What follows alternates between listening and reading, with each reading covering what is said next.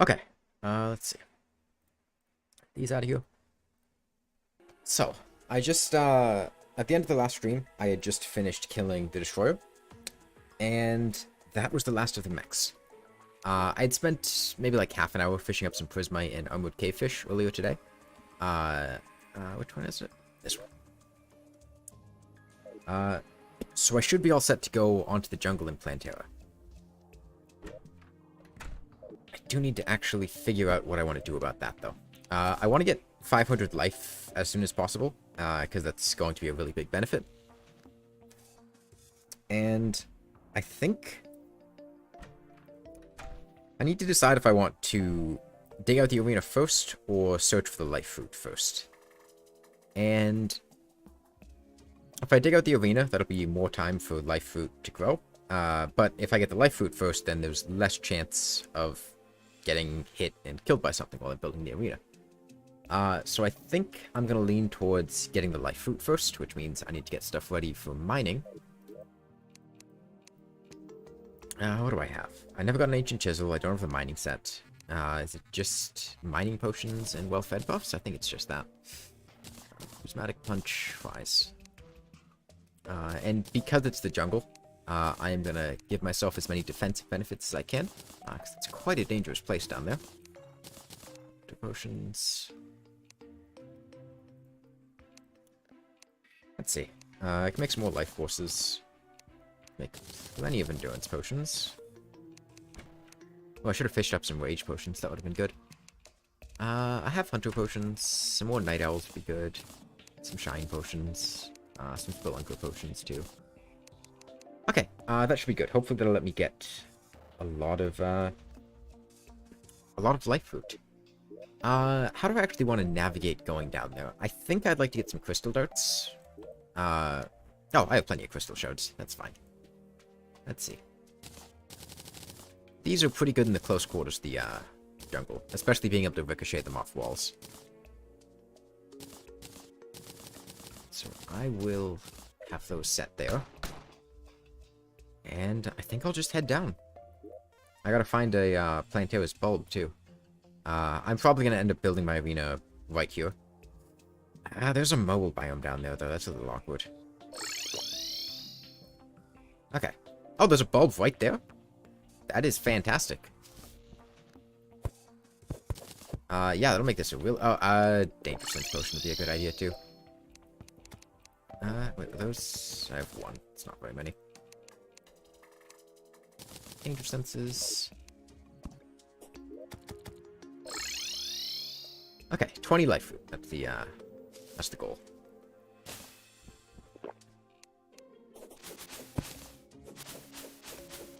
I should get some chlorophyte too. While I'm mining. Being near these NPCs is good, because it's gonna pretty much reduce all the spawns to nothing.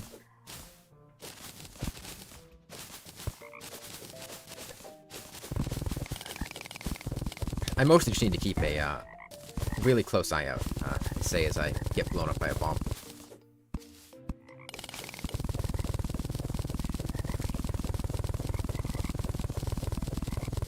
The only things that are really dangerous right now are turtles. Anything else I can deal with fairly comfortably, but there's not really any way I can survive a hit from a turtle.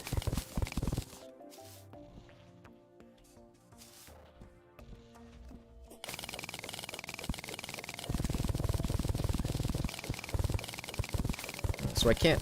While I'm doing this, I probably won't be able to look over chat as much as I would want to. Oh, another thing I would like, if I can get it, is, like, butterfly dust. Did I see something? No.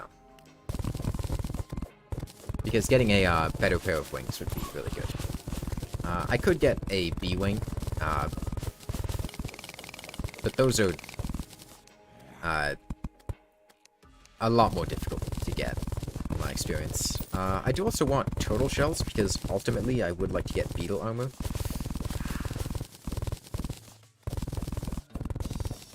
Let's see if I can, get some turtles.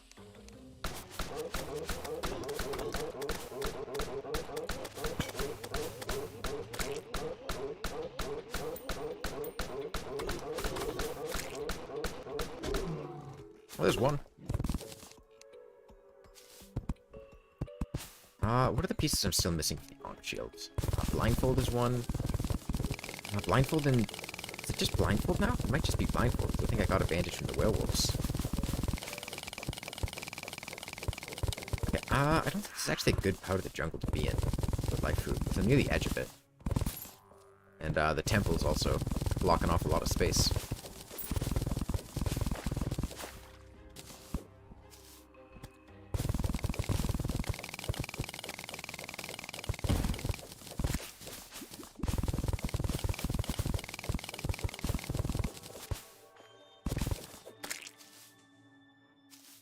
On the bright side, there was plenty of chlorophyte, which is great. I don't know how much I'm going to use chlorophyte for, though. I mean, it's always good for just arrows and ammunition and whatnot.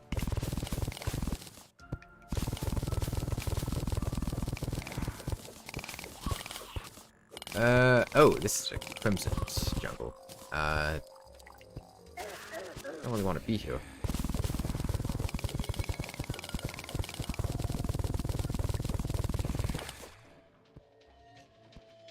Bees, they're not gonna. Yeah, that's fine. Boy, I have not had very good luck with life food so far. I've gotten one. Let me go up here. There's one.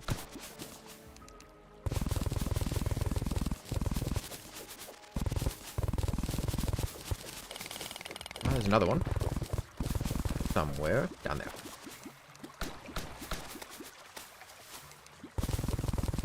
I'm trying to be cautious and shoot my crystal darts in front of me.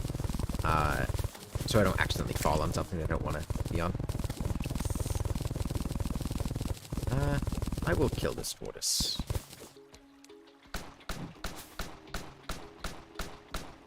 Maybe I won't kill this tortoise.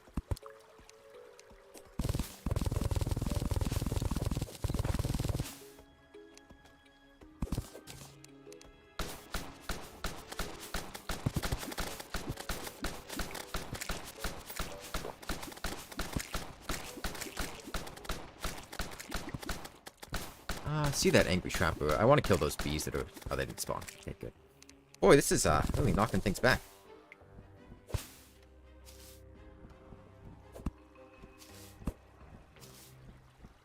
Oh, there's another life fruit. It is... this way? Let's be this way.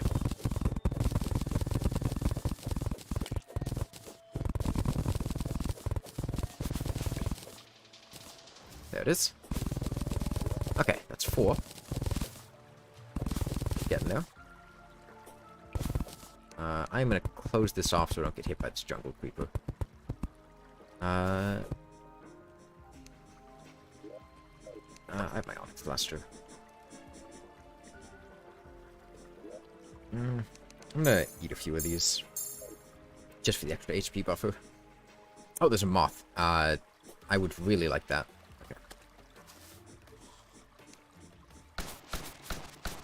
That moss one, it...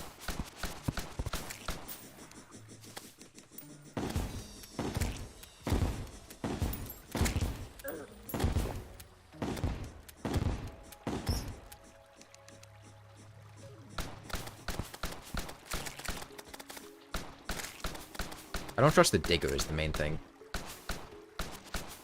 Sounds like it's gone, though. I don't really trust that hornet, either.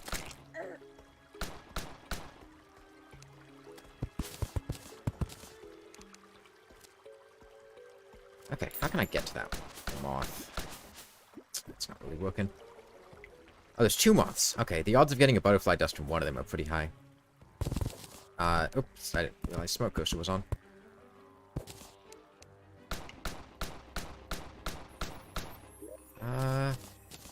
This work?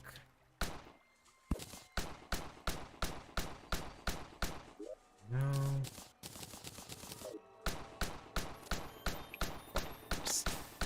Oh, there was the spot.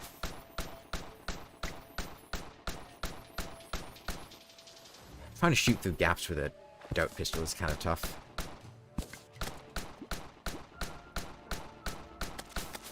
There we go.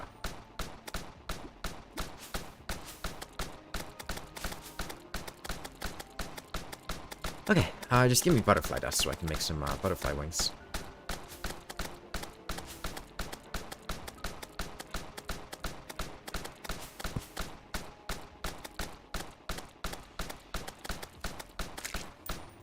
Okay, there we go. It's great. Need to get this safely. Yeah. And now I don't have to worry about killing any more moths. Those should do good work. Okay, still on the hunt for life loot though. There's one down here. Oh, there's a bee. Seems like it's down here. Safe.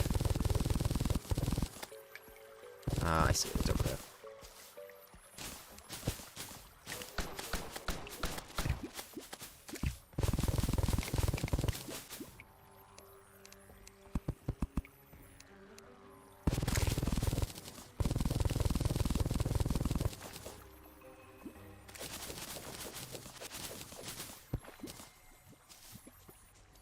I'm hoping it's down here.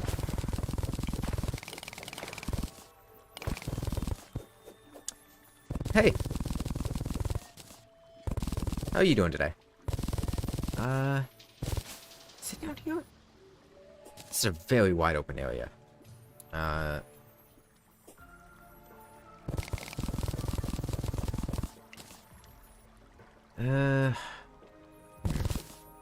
don't like it here.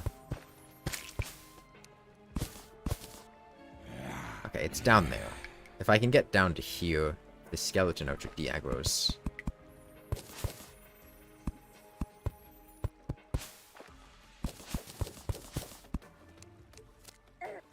What just hit me? Oh, the hornet can see me.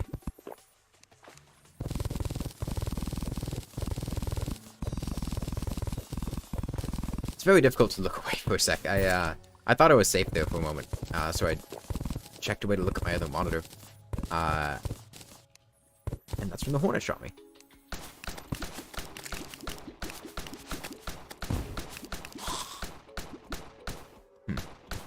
I want those moss hornets dead.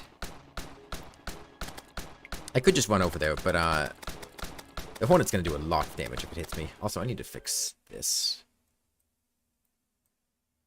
That's better. Another Bazoar.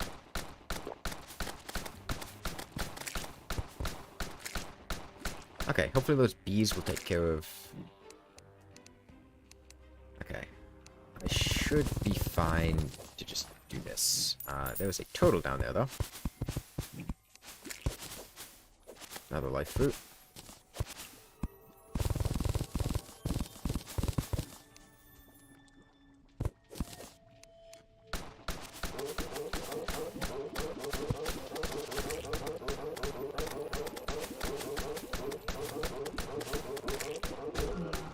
Okay, that's 2 turtle shells already. Damn. Life fruit's probably over there. It's not gonna be super safe to get that, but... I see it. It's up there. Turtle's stuck, but it's gonna come out soon. That's the problem. Like, as soon as I start going in that direction, it's gonna get out. If I do this... Okay, and I need to get... Oh, I broke it. Did I break it? I saw it. It was, over here.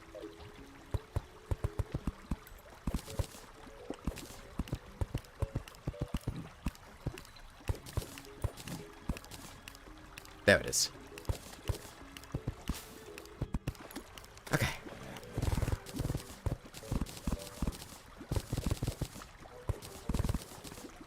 Have I done Plantera yet? No. This is, collecting the life fruit to try... Well, before fighting Plantera. I'm also going to need to build an arena for her. Okay, where can I go? Down left, I think would be good.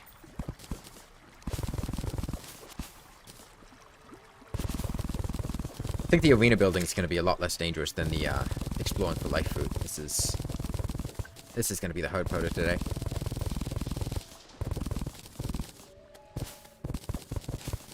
I could run over there and get down there, but I don't know what's in that area, so I don't really want to risk that.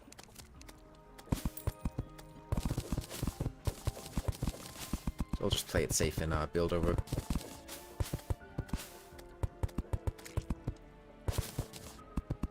Yeah, the main thing is just that these jungle enemies hit really hard. I think I have enough defense and things to not get one-shot by anything that isn't a turtle. But I really don't want to take any risks with getting hit.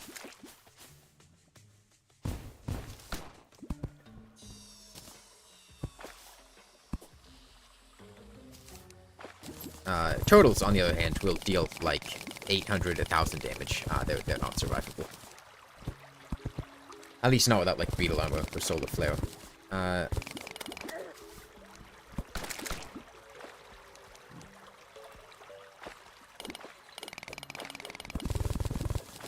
This is... I guess I have to go around this way. I can't really get through that lava.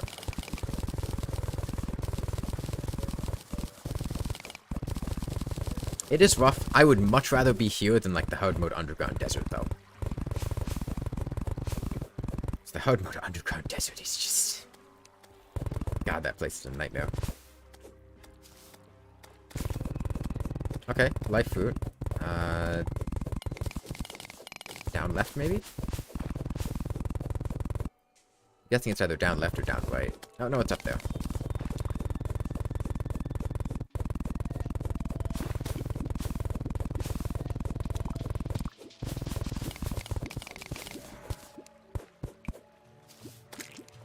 Okay, I really do not trust spiders. I have had them clip through one block gaps before, to hit me.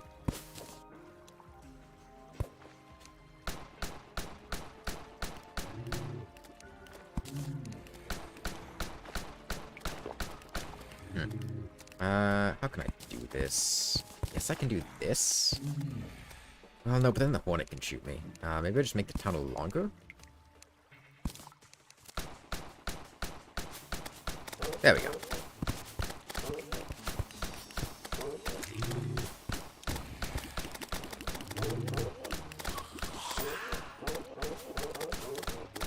Okay.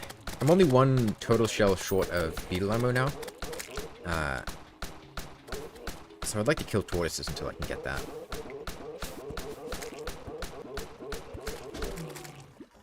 There's the okay. I'm thinking of 3 for 3 for turtle shells.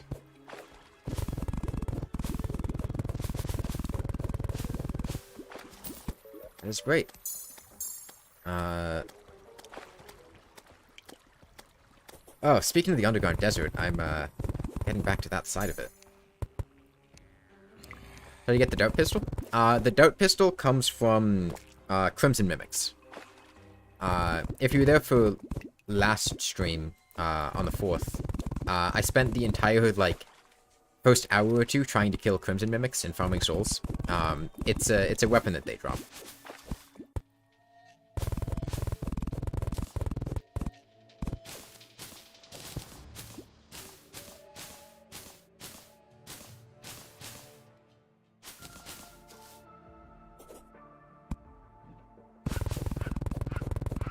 And it can be used with a lot. Oh, okay, there's an angry chopper.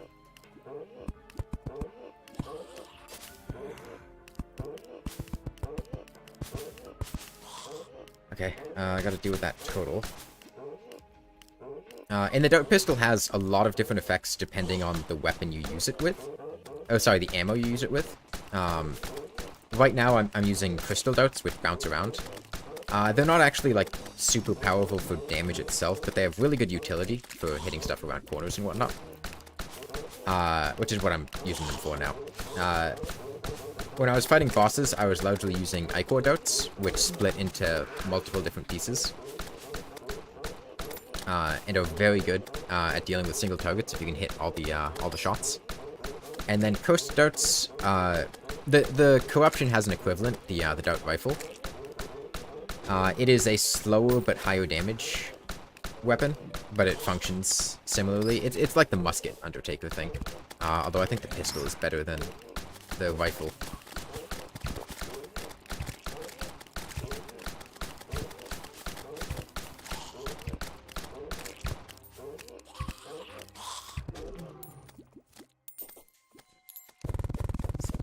Might be reaching the point where it's going to be difficult to find life fruit.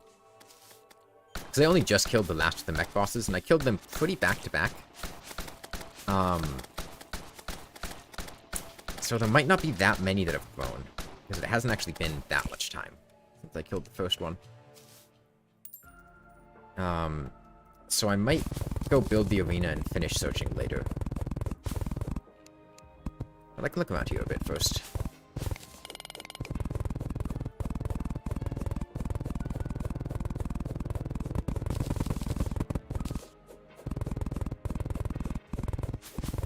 And I'm not stepping anywhere near the underground desert.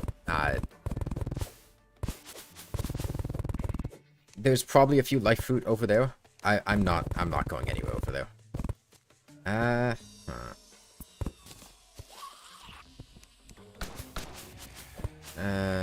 Life fruit was down here. Right, I did that.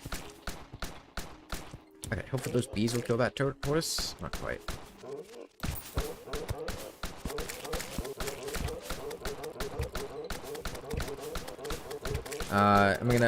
I'm probably gonna mine the arena. It shouldn't take very long though, because I have a very fast mining speed.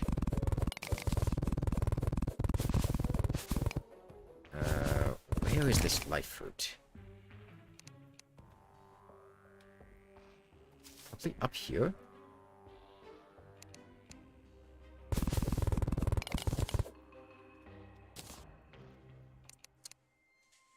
Hello, Mimic. Use some money.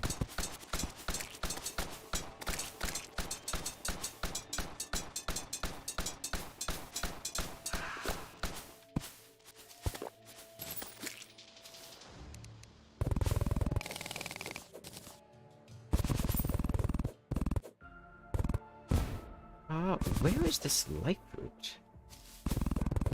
It must be, like, just up off screen to the... Oh, it's right there. How did I miss that?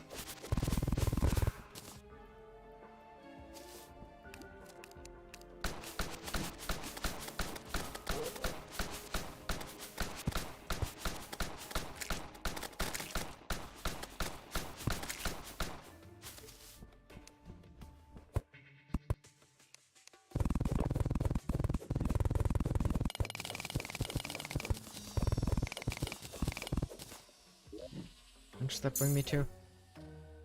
Yeah, I'll see if I can get one more. There's some space to the left I haven't been to.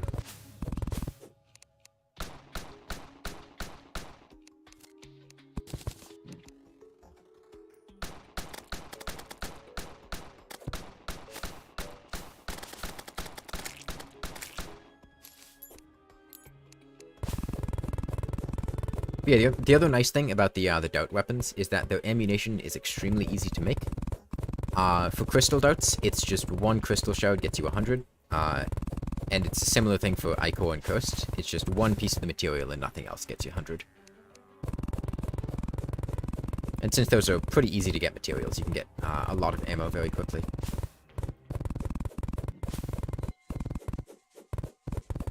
Gotta find where that life fruit is. This is a...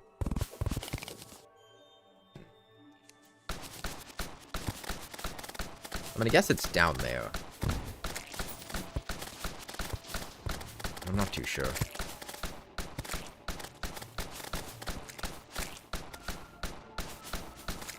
So with my hollowed armor. Not down here. There it is.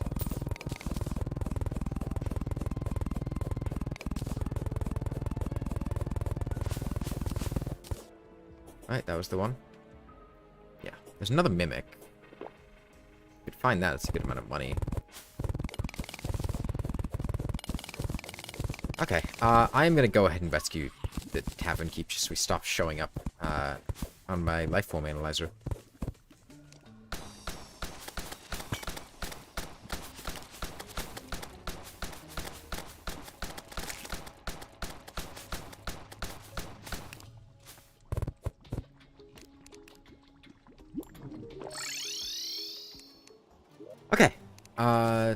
It's 450. I'm getting there.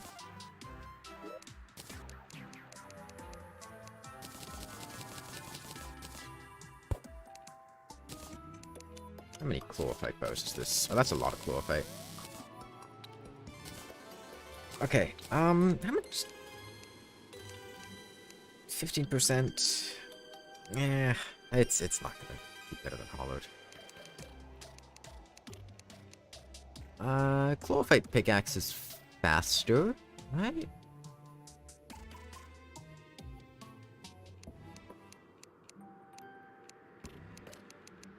Hold on, let me check the use times.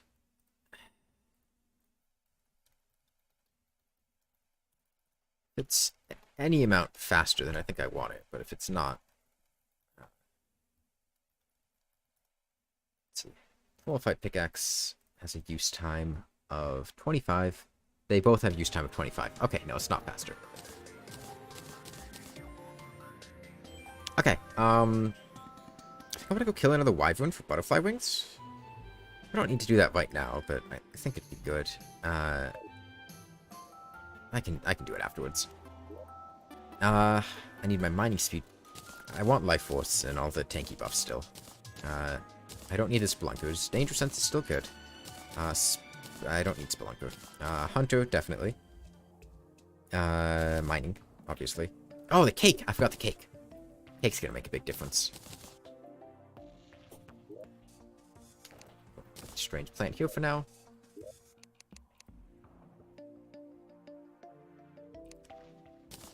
Just make more life forces. Make more endurance potions. Make some more mining potions. Hunter potions, definitely. Some more night owls, shines. Iron skins. Okay. Now the idea here is I'm probably going to build a square with the roof of the temple as the ceiling. And they're probably going to be on the left side of it, so probably here... Maybe something like this? I think that'll probably be good. I'm going to need obsidian skin, though, because this is, there's actual lava here. Let me get some of those. And I'm gonna want mud. Yeah. Should do it. Alright, I think building the left wall in the dimensions that I want is probably gonna be step one.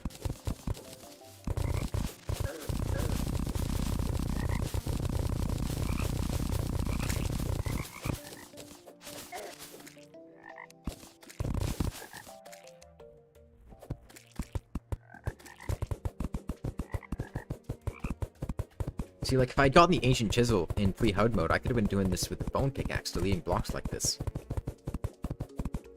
Faster still, because with all those mining speed buffs, if I had gotten everything.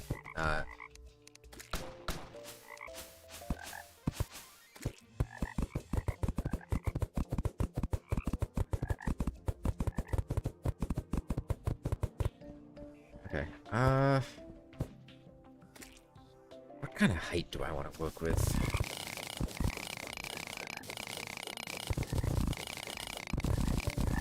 I think I'm just going to build one arena, now that I've gotten better with Plantera arena building. I don't need multiple rooms to go between. I'm going to build... Okay, you know what, let me get the width first. And I think this would be a very good thing. I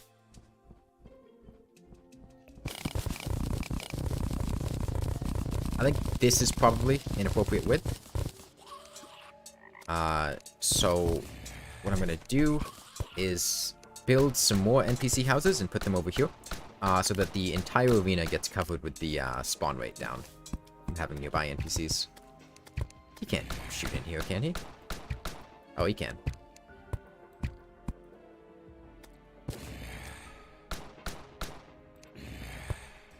Oh, those hornets fly fast.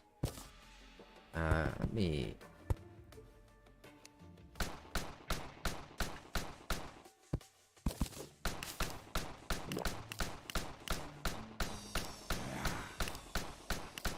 Yeah, it's very resource intensive, drinking all these potions all the time. And they're only going to come into effect if I'm doing things poorly. But they are pretty much just going to save my life if I happen to make a mistake, which is why I think it's really important to have them on hand. I can just use pearl wood. That's fine. And I think I want these houses to be vertical as well.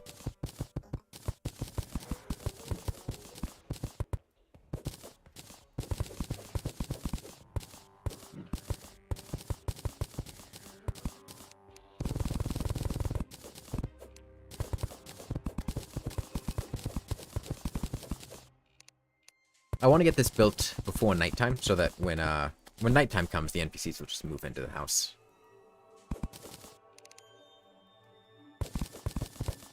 And I won't have to wait for the next day.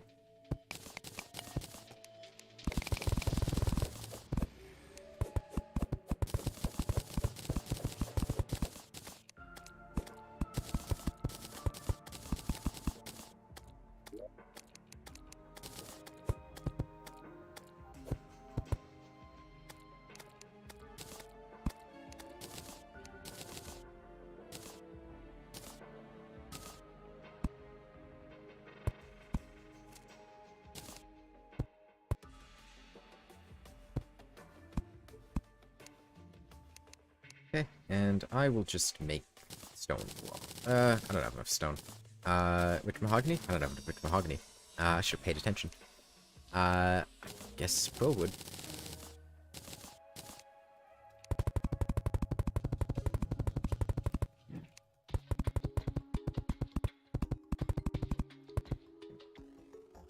This one can be stone, and then these two. All the rich mahogany I'm going to get out of that.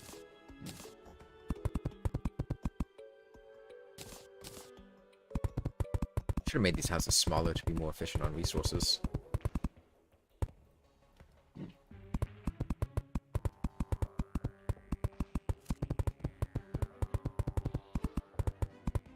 Is that enough? No.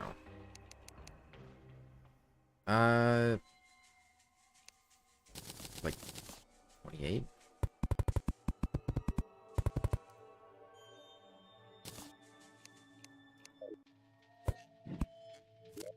Okay, and I will move people that are near other people and won't disable my pylons.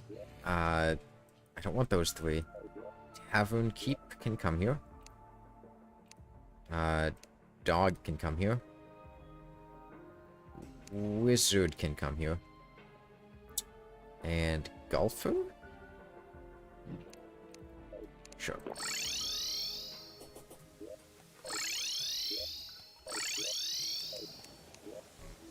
Okay, now the idea behind doing that is now I should be able to go mine in relative peace. I should get my peace candles back, though. Where did I put those? Where did I put those? Because I went and picked up a bunch of my peace candles that I had left in the Wall of Flesh arena. I thought they were in the furniture chest, but I guess not. Did I put them back down somewhere? Are they in here? They're not in here. Yeah, put them back down somewhere. I can just make some more. I have plenty of resources. Should be enough. Do I have plenty of platinum? 10? I'll need to make some more.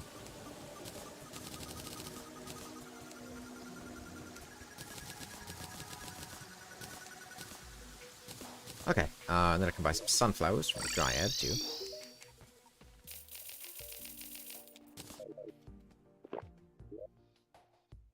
And I will put down a peace candle. A sunflower.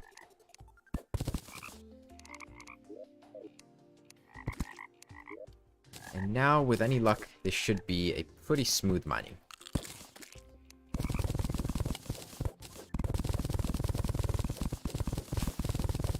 Oh, am I out of well beds? I think I am. Hold up. What do I have? Am I out of good ones? I can make monster lasagna. I have plenty of,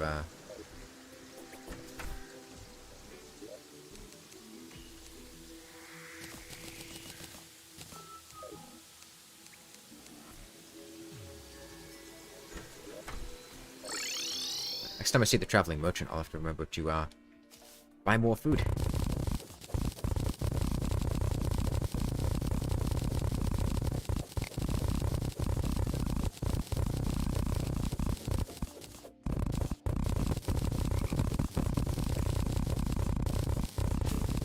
If you didn't know, well-fed buffs increase your mining speed as well, which makes them pretty cool, and really helpful for mining stuff out quickly.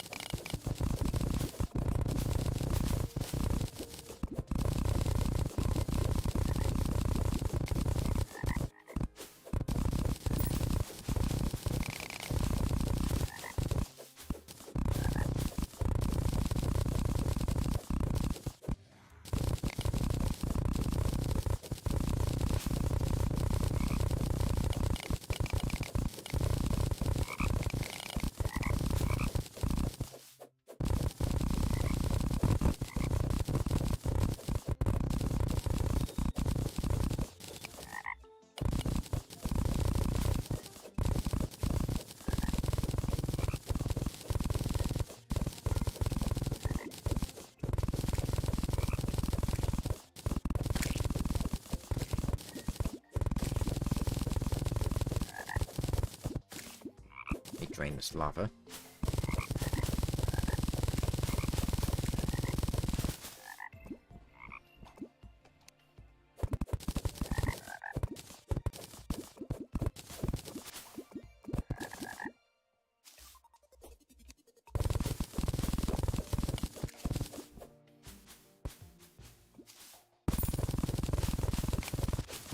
This is the size that I want, right? Let's see. That feels good, I think.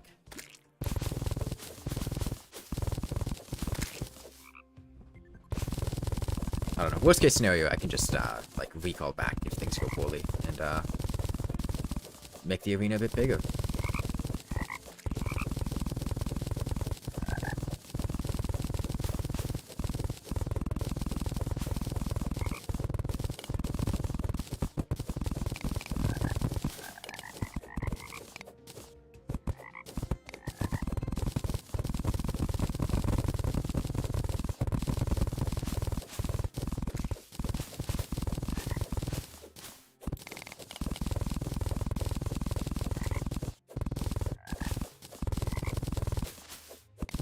Oh, the cake. Right. That's where I was mining slower. The cake kind of serves the same function as the ancient chisel. It's just a bit more annoying, because you just equip the chisel, whereas the cake you have to remember to keep using. Oh, shit. That's annoying. Okay, well I guess I can get a feel for things. How is this arena size? I should have saved and quit, but I wasn't thinking.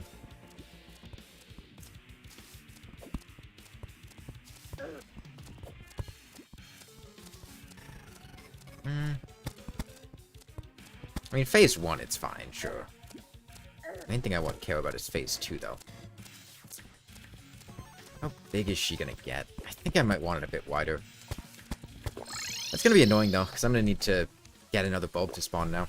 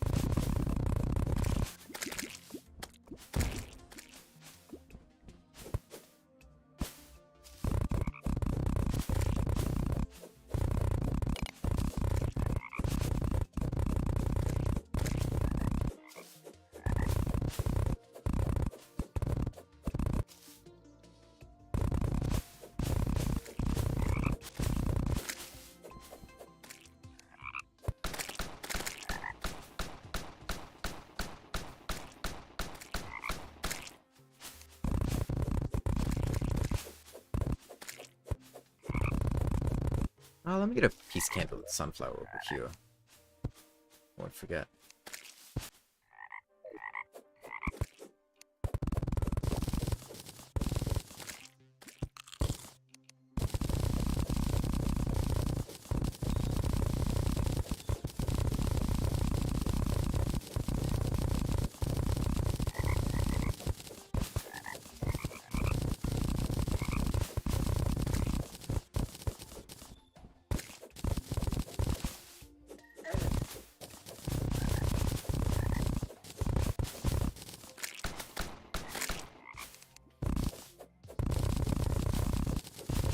That really sucks, because the arena, the bulb being right on top of my, where I wanted to build the arena was really nice.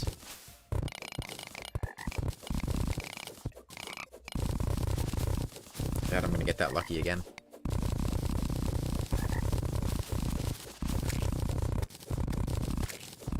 Did I get a light fruit? I remember saying there was a light fruit detected nearby. Oh, what might have happened is the lava might have, oh, no, it's still nearby. Must be to the left of my, NPC houses, I think.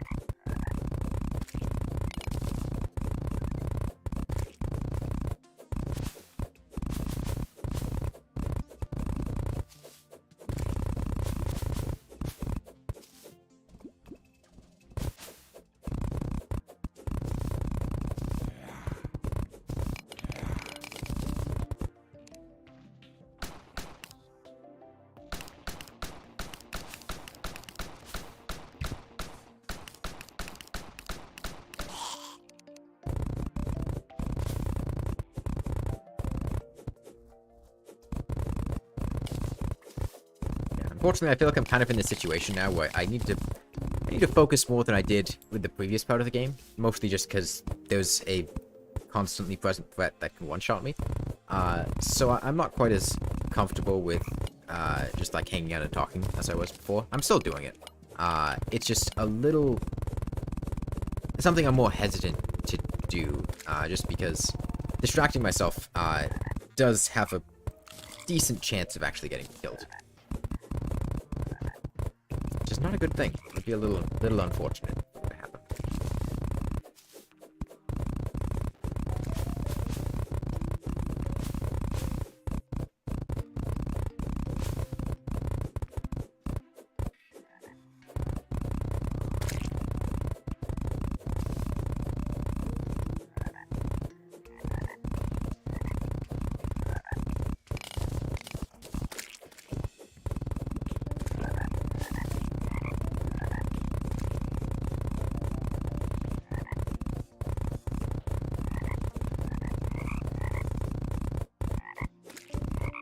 But yeah, the other nice thing about this is when it comes, because of how I've set this up, when it comes time to fight Golem, I can just actuate right up into the temple. It's right above me, and then I can just bring him downward and fight him in the exact same arena. I don't need to do anything else to get ready to fight Golem. Although I might get a better weapon first, because 4 the Woody Golem is no joke.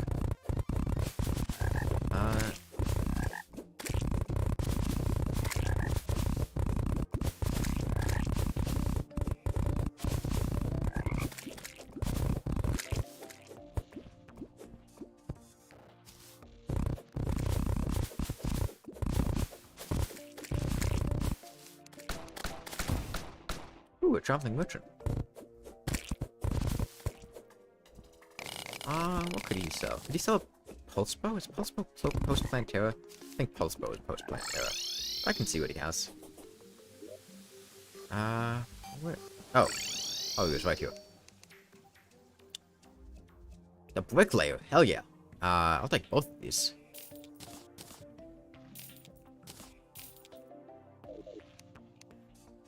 I already did most of my building, but bricklayer is awesome.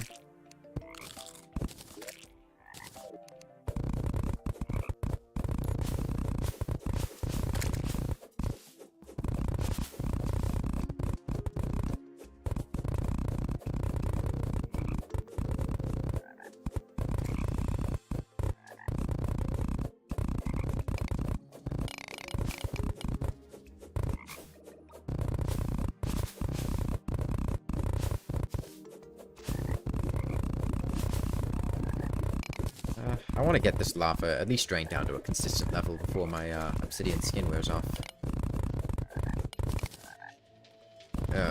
I should move those NPCs further down.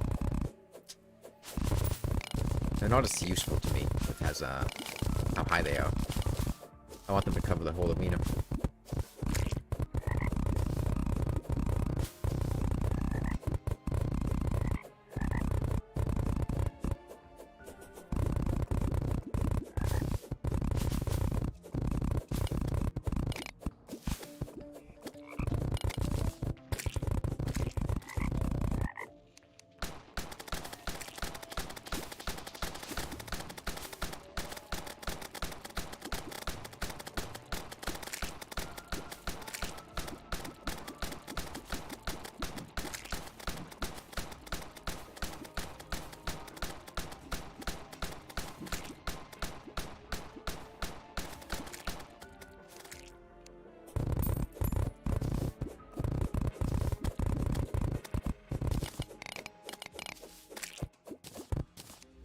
Bad borders.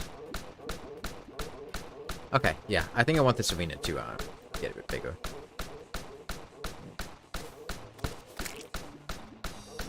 Let me think about how I want to do that.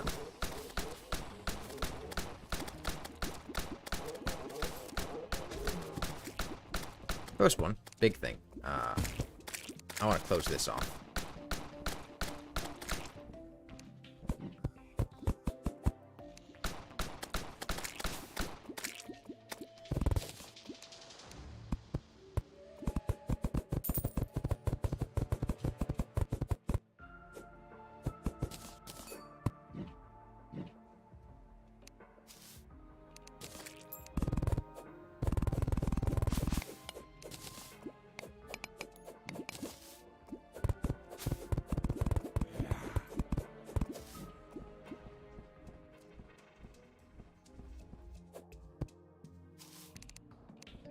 Time being, I'll section it off to here, but I'm gonna end up expanding it a bit further.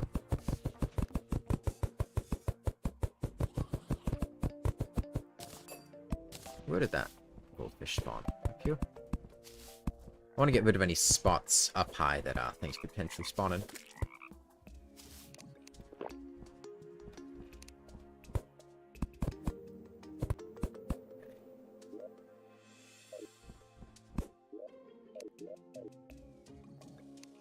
I ran out of obsidian skins. I don't have any more obsidian. So I'm gonna go get some more obsidian, so I can keep mining in this lava.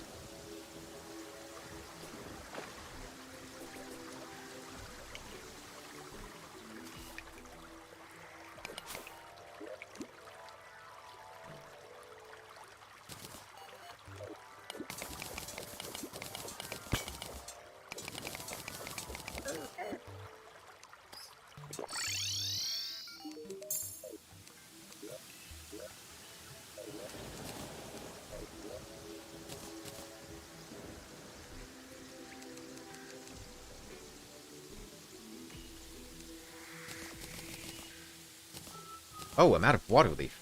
I need to fix that, because that's what I need for, the good potion. Life Force. What do I use? Stone? I guess just stone. Houses. Make some, glade bricks.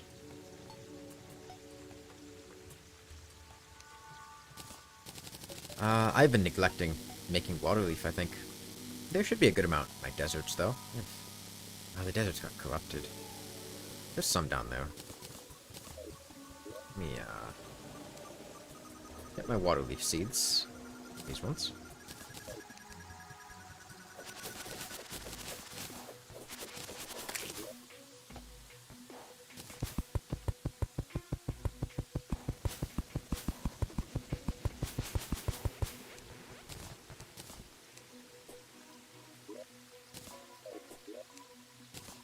I did those backwards, and that wasn't supposed to be there anyways. There we go. Okay. Back to mining.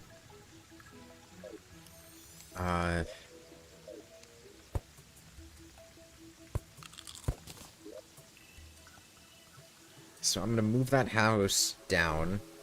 It's raining, so that's good.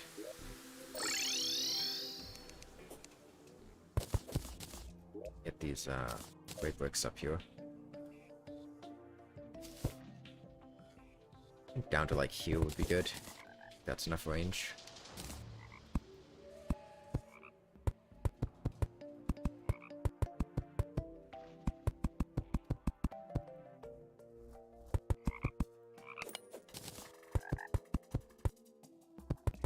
Now that I think about it, I could have moved these guys over to the side more. But this is fine.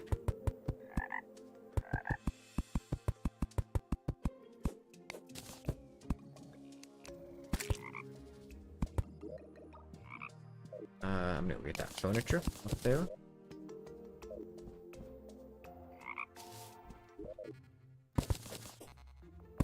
And the pylon.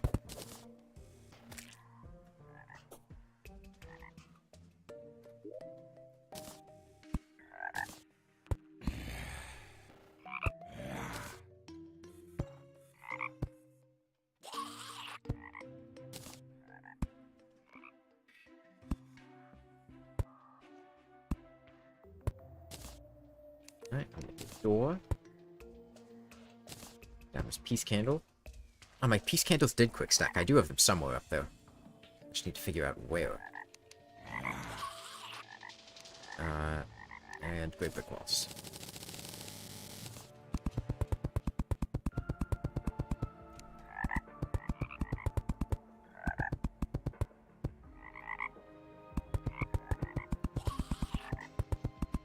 But yeah, so the whole point of what I'm doing right now is the idea that NPCs reduce enemy spawn rates when they're nearby, and enemies can still show up during boss fights, and jungle enemies are really dangerous and not something I want to deal with. How do you go and Dryad? Alright, let me find where the hell my peace candles are. They're not in here. Are they in here? Oh, they're in here. It's the one chest I didn't look in, huh?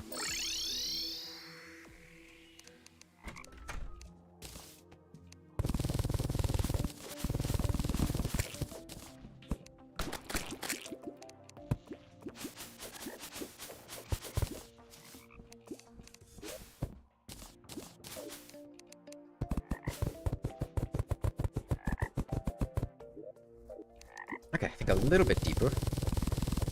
Maybe like here? Well, that feels a little excessive, but alright. Now that I'm in a pretty safe spot, let me see how I feel about this.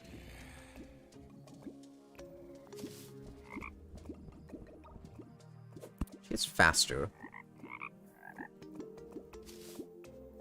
I think that right there is a good, nice, healthy, spacious spot to shoot for.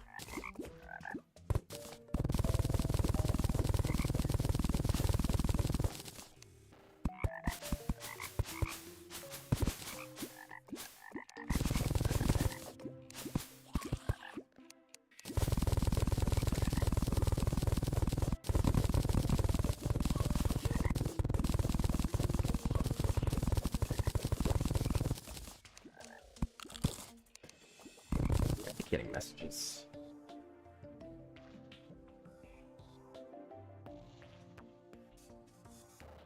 Just from random people.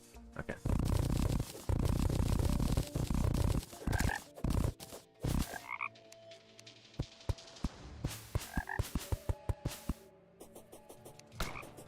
Oh, skeleton motion. You don't really sell anything useful though.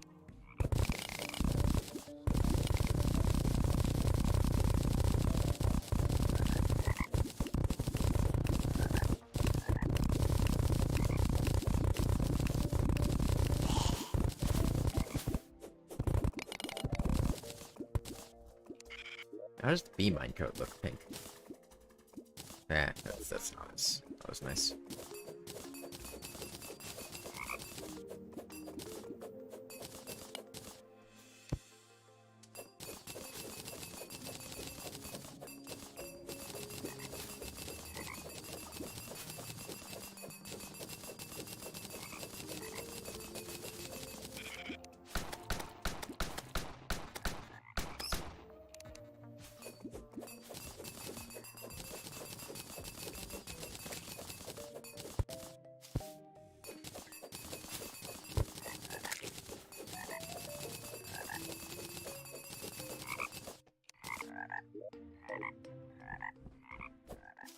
go make sure that, yeah, that's close enough. Okay, I'm gonna move these NPCs down now, and a bit further to the side. Maybe over there? Where that, detonator is? Like a healthy amount of space. I think...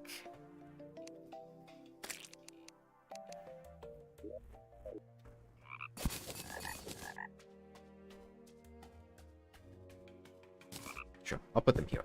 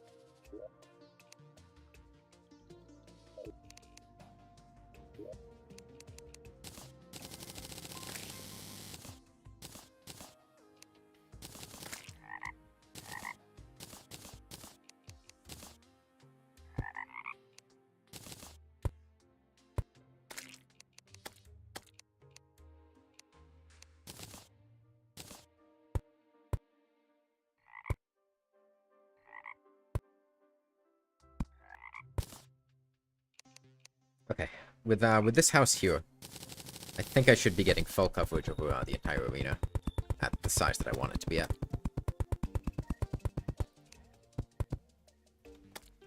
And hopefully, by the time I'm finished mining this out, I'll have gotten some more life fruit to spawn, and I can just go get those. Hopefully another bulb, too, because, I kind of lost the one that was nearby.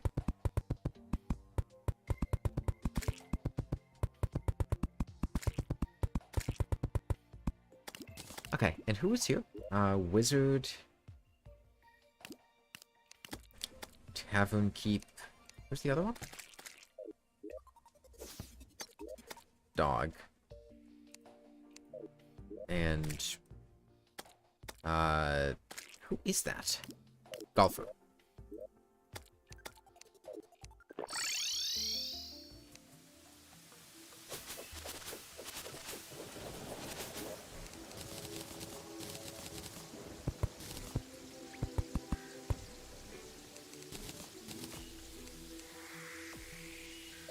Oh, it's a full moon, too.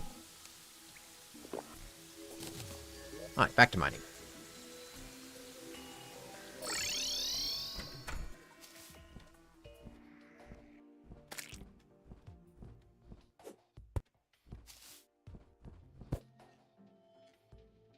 No!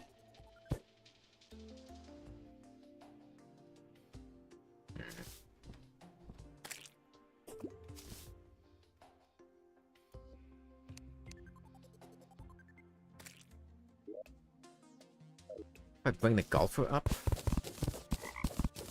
I'm going to be spending a lot of time on the ceiling, so I want to make sure that's, I've got coverage there at least.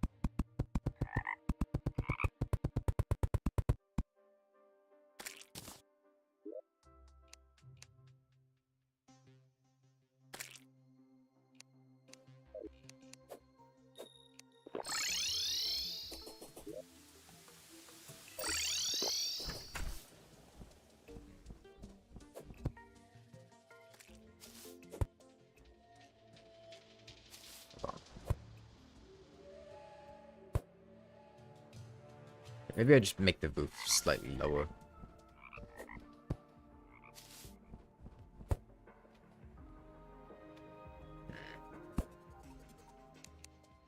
Okay, I think I just bring the roof down a little bit. I think that's the solution, rather than keep moving these NPCs up.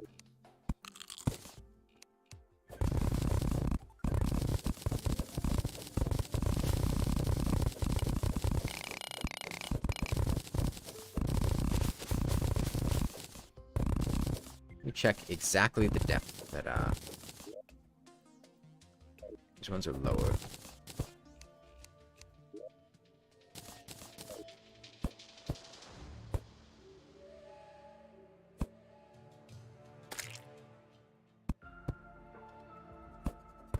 Here?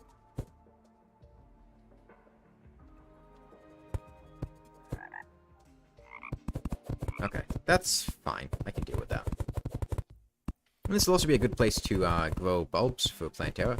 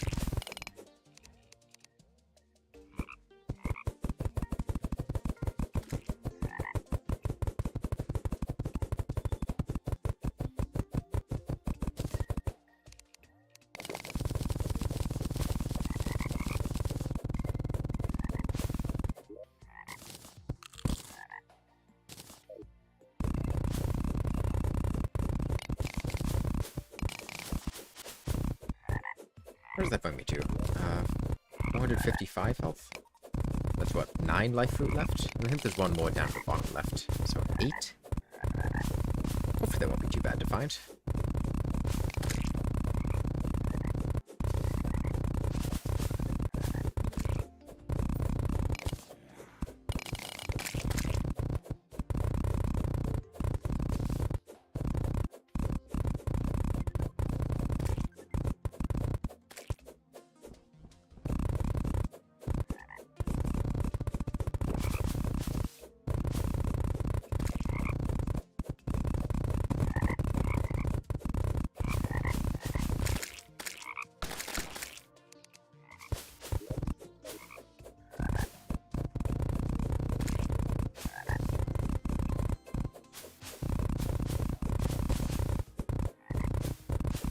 On the bright side, the Plantera arena building is not going to take nearly as long as the Wall of Flesh arena building did.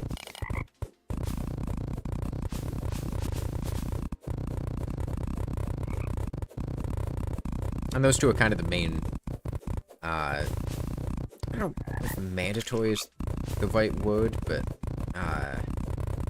bosses that it would be extremely foolish to not do some, arena preparations for.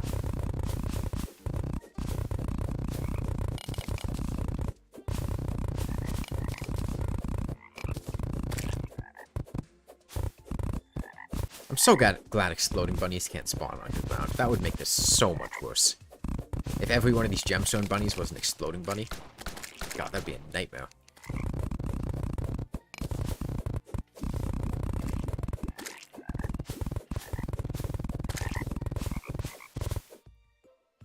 Okay, get rid of this minecart.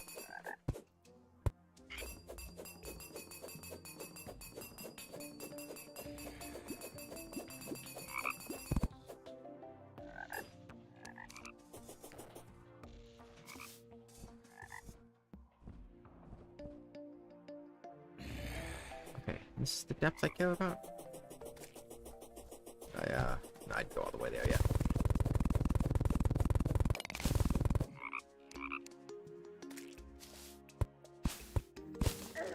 Oh, whoops.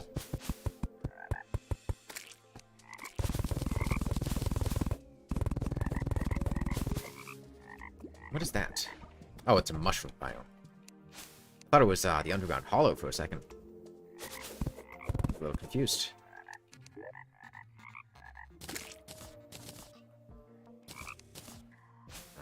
Where's my cake?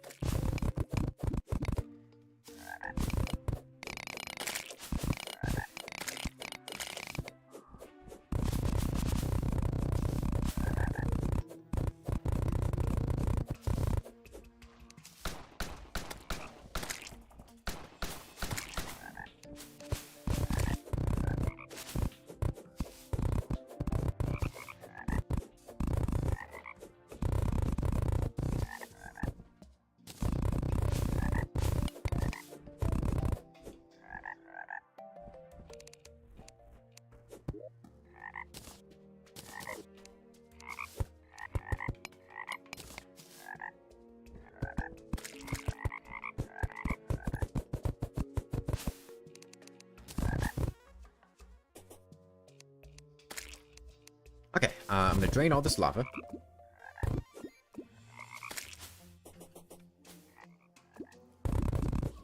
Just for the sake of this not taking forever, I'm probably gonna save and quit to have it settle immediately. Actually, I can just do it. Wait for it, because I have to mine all this stuff anyways.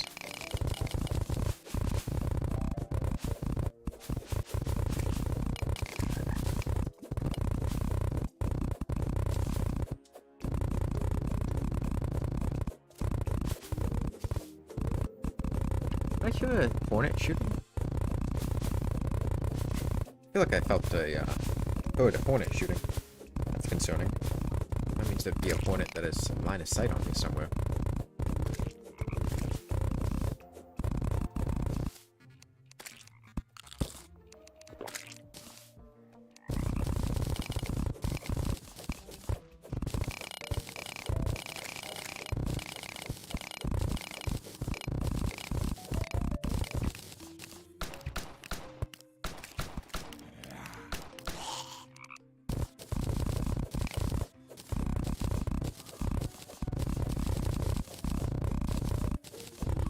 So I'm looking into upgrading the tank for my gecko soon, because when I built the one that she's in now, she was only like, when I had first gotten her, she was only like 4 grams, right? She had just hatched, and she was in an 8x8x12 enclosure, and then when she got to about 10, I had built and upgraded her to a 12x12x18 tank. Now she's reaching like 20-30 gram range, going from like juvenile to adult, and I'm looking into upgrading her to a full tank.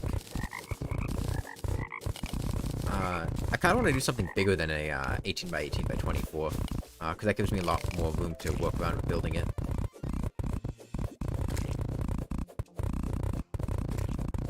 Why was it glowing purple? That's what I want to know. What down there was generating purple light? I thought it was a Tim, but it was just a mother slime killing something. Maybe it was an amethyst bunny dying? Maybe they give off purple light?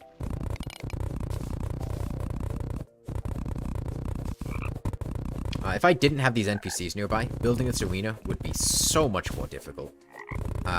Like, I'm at the point where, like, every once in a while I'll have to deal with an enemy. If they weren't here, I would be having to deal with things just non-stop.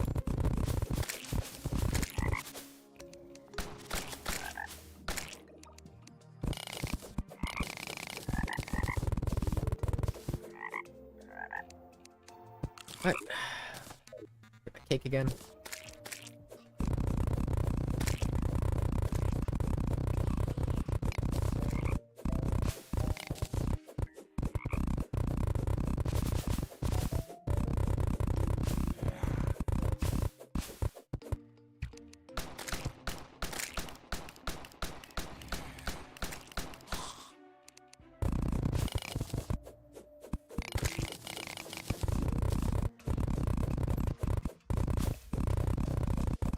Okay, now one thing I can do, that I might do, which would make this completely safe. Right now it's mostly safe.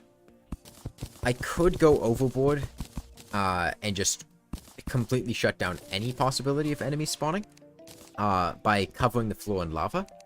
I would likely have to drink an obsidian skin potion and a water walking potion on top of the ones I'm already going to be having. But that would ensure that there is no way an enemy could possibly spawn while I'm fighting Plantera. So I'll wait and see how I feel about things. I also need to check right now that the entire arena counts as the underground jungle. If there's a spot in the middle that doesn't count as the jungle because there aren't enough jungle blocks nearby, that's going to be a very dangerous thing. Because if I were to, if she were to get enraged during the fight, that could be quite a problem. Particularly because Plantera's attacks, if I remember correctly from when I was doing the flare gun run, the damage is dependent on when she shoots, not her status when the attack hits you. So if she were to get enraged and then throw down some spiky balls, and then you take her somewhere where she's not enraged, and then those spiky balls that she shot while enraged hit you, you'll take the enraged damage rather than the regular damage.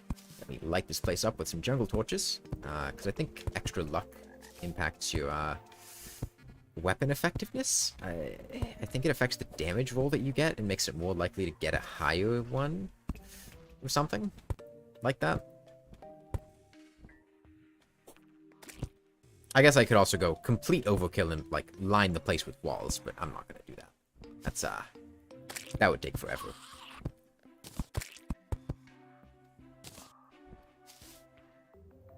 There's slight increase in DPS? Yeah, that's what I thought.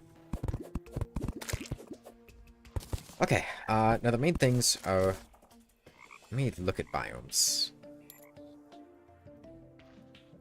This still counts as... Let me go directly in between these two. Fly up. There is a spot here that doesn't count as the underground jungle. But I think I can fix that just by having grass grow on the top and bottom, because right now there's no grass up here. Once that grass grows, I think it'll be enough to count that as the jungle. I'm going to put a double layer here. Like, I don't... Well, this isn't jungle grass, so I don't think things will be spawning on it.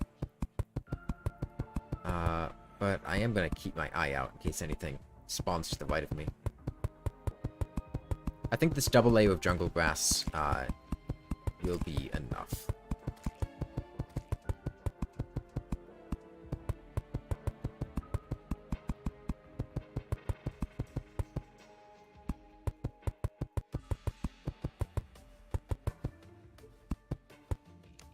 Okay, do I have jungle grass anywhere?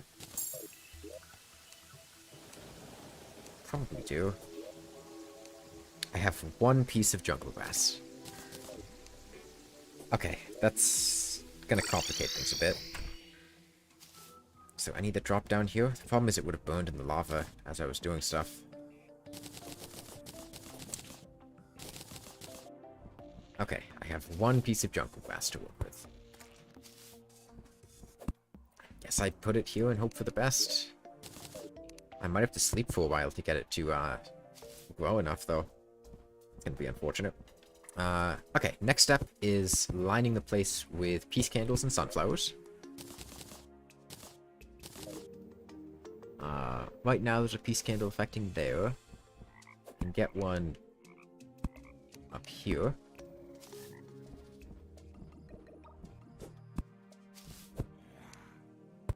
Put one there. Do you have peace candles here? No, I got rid of it because I broke the place.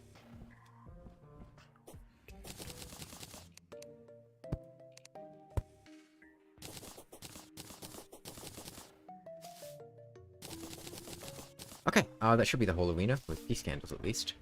And the sunflowers, I don't know if I can actually put these down yet because I don't know if I have enough grass after I destroyed everything.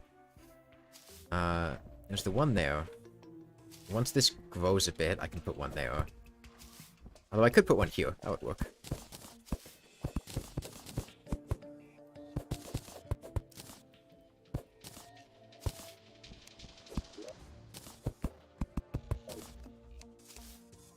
And anywhere here?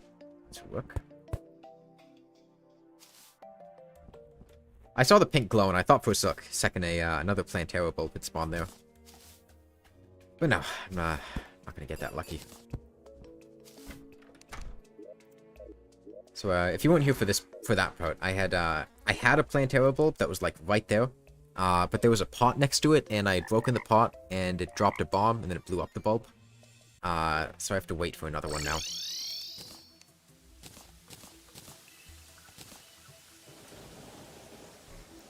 Okay, I think for the best odds of getting the life fruit that I want as fast as I can, I just want to sleep. And now that I've killed the twins, I'm going to tear this part of this back up. And the specific reason for that, this is a very niche thing.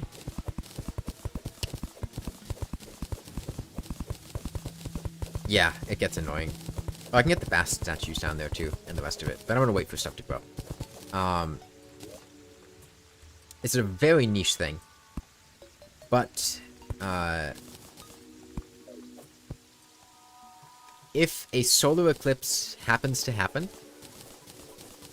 I would not want a Reaper to spawn up top here and then fall down. And so I'm specifically getting rid of the top layer directly above my house to make sure that doesn't happen. Was there a campfire there? Did I just miss it?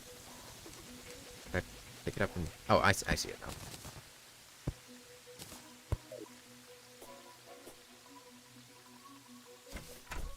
Because I would not want a Reaper to go, like, up there and then fall directly on top of me. Now that I've killed the 3 mech bosses and Reapers can spawn.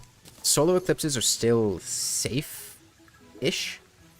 Because they're not at the point where Mothron's spawn yet. Once Mothron's spawn, I don't think I can really risk solar eclipses. But until that point, solar eclipses are manageable. And Mothron is post-Plantera now, so got some time. I'm gonna keep some emergency potions on me in case anything happens. I want to sleep for quite some time. Until that grass grows, really.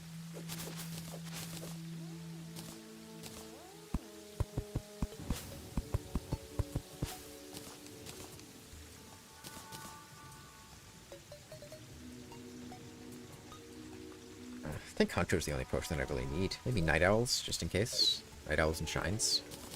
These are like the, in case a solar eclipse...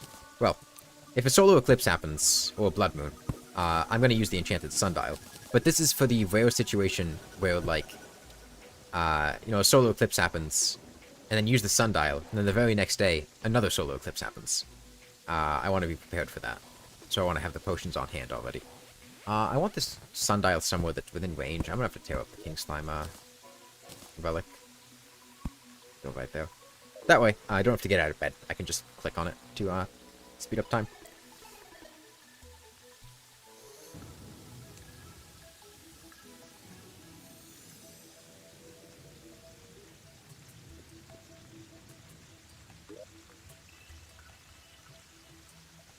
Am I trying a Terraria no-hit run?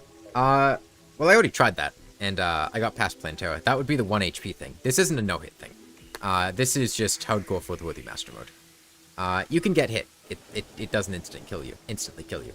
I did do 1 HP stuff, though, which is you just can't get hit. And I had gotten past Plantera, and then I had messed up and jumped at the wrong time and died to Fishron.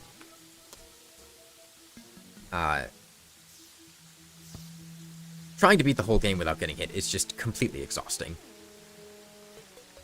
I don't know if I'm gonna attempt it again. It's really yeah, that's the main thing that made me stop doing it. Is it's just like it's just unfair, because you don't have enough control over things and the game's not consistent enough. You can do everything you can to try to make things consistent. You can get Hunter potions all the time. You can get Danger Sense potions. You can try to manipulate spawns. But at the end of the day, it's still... Oh, if you get unlucky, like, an enemy teleports directly in front of where you're walking and you die. Or you just... something spawns in the darkness. from China managed to do it. Yeah, it is possible. And I'd gotten pretty far in it. It's just not very fun, is the main thing. Like, it's very tiring, and it's not, like, engaging, rewarding gameplay, in my opinion. It's just like, oh, okay. You just sit here and be paranoid for a while.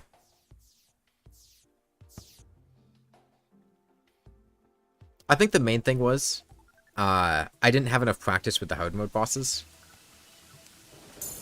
And that is what I was, worried about. Let's sit here and wait and see if a, Reaper shows up.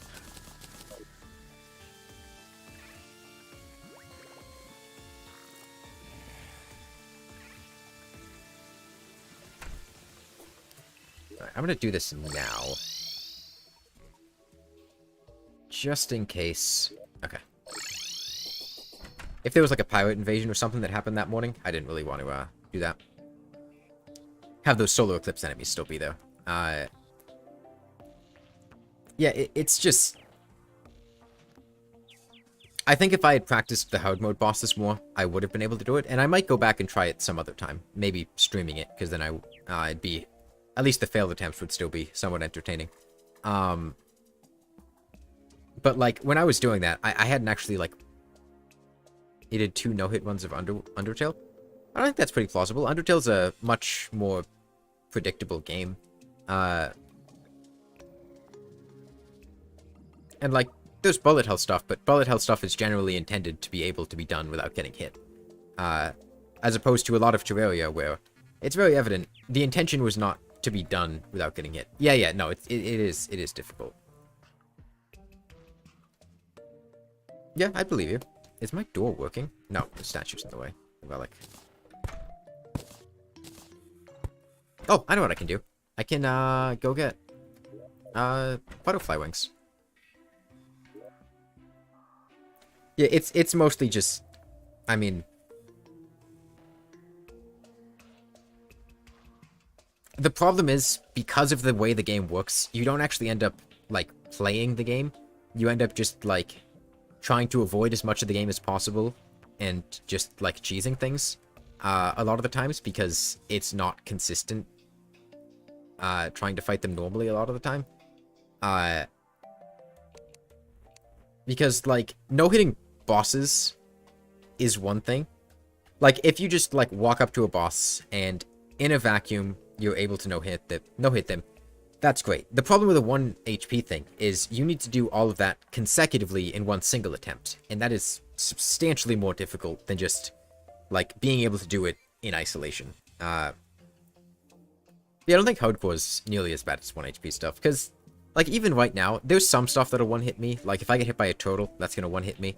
But if that bunny explodes on top of me, that's gonna one-hit me.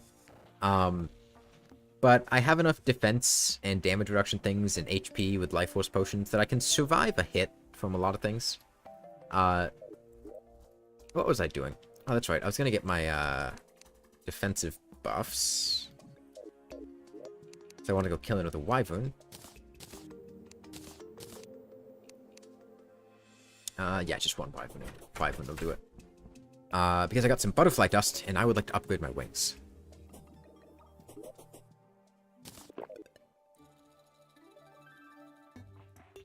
Yeah, so like a wyvern, I think hits for like 400 something damage. And with 82 defense and 535 health and also like 10% damage reduction from an endurance potion, I can survive that hit pretty comfortably. Yeah, I'm gonna be fighting underground.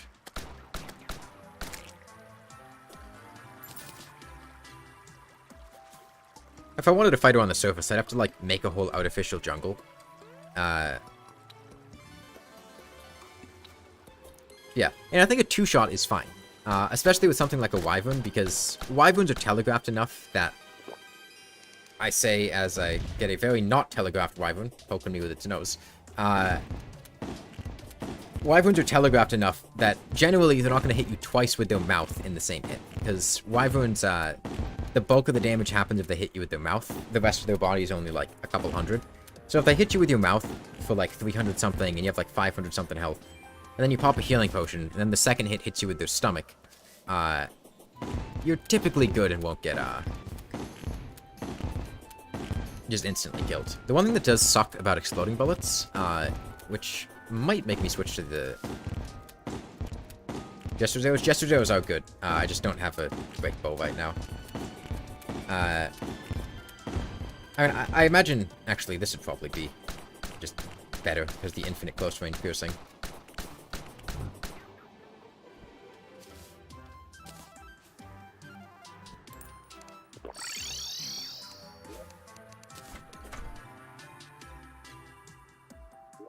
Okay, and butterfly wings. That's good. Armored. Don't really need to reforge that.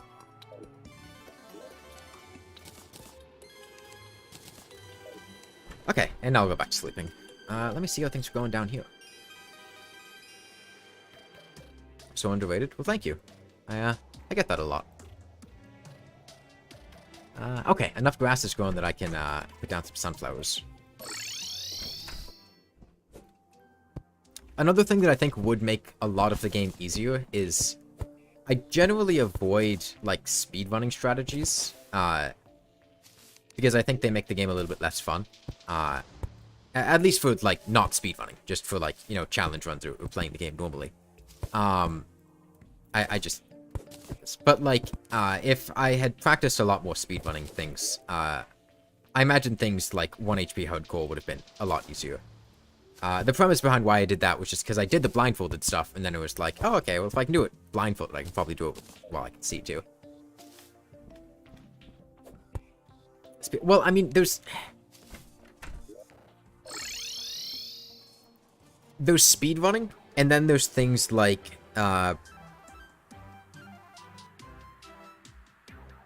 building... Well, yeah, speedrunning, that's absolutely something to speedrun. Or at least play through the game quickly.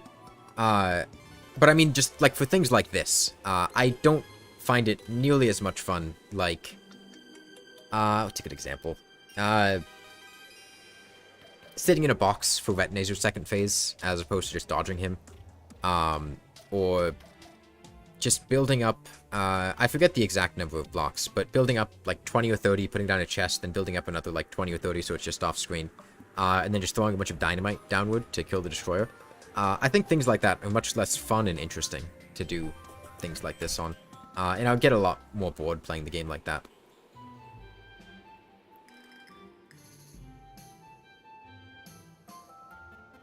But yeah, the problem with speedrunning it is... There's so many unfair things that you just don't have control over, and in a speedrun setting for like a 1 HP thing, it's just opening up so many RNG deaths. Like I said, enemies teleporting directly in front of you, like if you're in hell trying to build a bridge down there, Imp can just teleport in front of you, and you can have no cues whatsoever that it's coming, and if you're trying to run, it can be a nightmare. Thorns in the jungle in Crimson. I had pointed this out at one point in the video I had made on it, but thorns can legitimately spawn behind a tree in the Crimson, which makes them completely invisible. And they'll also instantly kill you if they touch you. And then in the jungle, like, they're just camouflaged naturally, because they're a pretty low-profile color. And trying to be down there, there's a very high probability you just accidentally bump a thorn and then die. Yeah, this is extremely relaxing compared to that. This is... Yes, but the problem is, in a speedrunning setting, it can be difficult to get enough Danger Sense potions to have constantly on, unless you're spending time farming herbs or getting things, because you can't always bank on getting enough Shiverthorn in the snow biome, because sometimes you just don't get any to spawn there.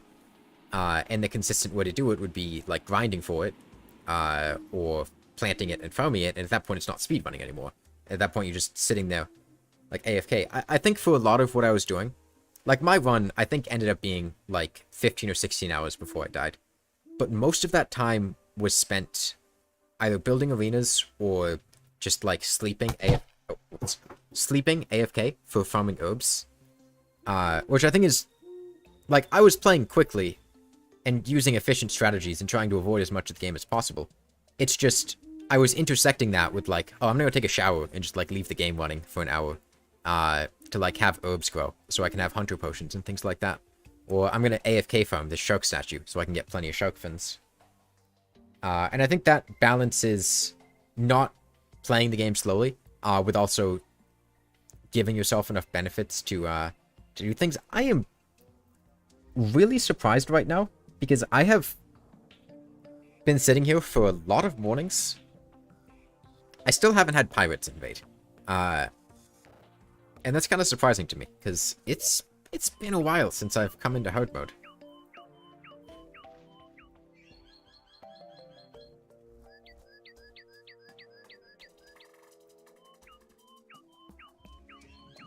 Okay. Well, I don't really want pirates. I'm just kind of surprised they haven't shown up yet. Like, there's not really anything pirates are going to give me that I care about. I just would have expected them to have shown up by now.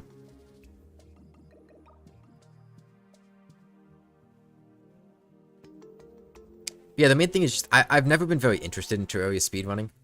Either watching it or executing it. I've just never found it to be... It's just never interested me very much. They do give a ton of gold, but, like, I already have a Platinum 56, and I can just, like, go kill mimics if I want money.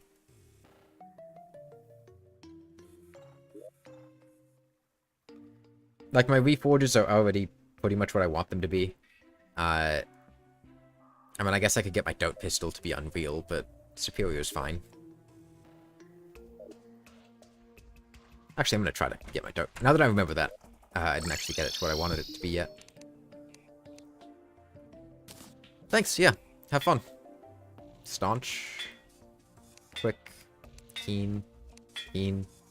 Demonic. I'll take Demonic.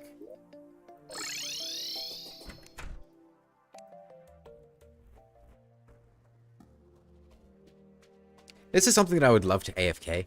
Like, just being able to sit here and leave and just go do something else. But you can't AFK in something like this. I feel like once you get to hard mode, you can't safely AFK in a hard mode character. You don't get pirates at all until you use the pirate map. Do you break altars?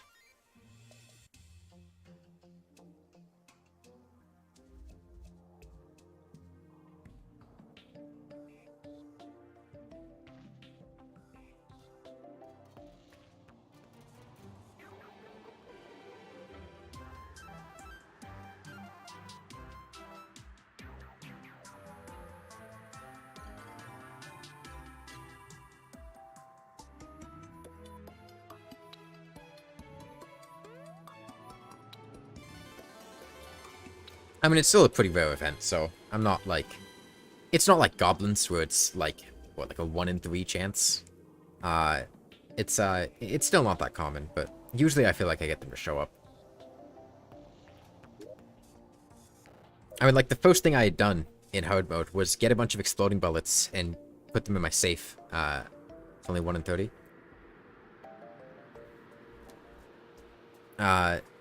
Just in case a pirate invasion did happen.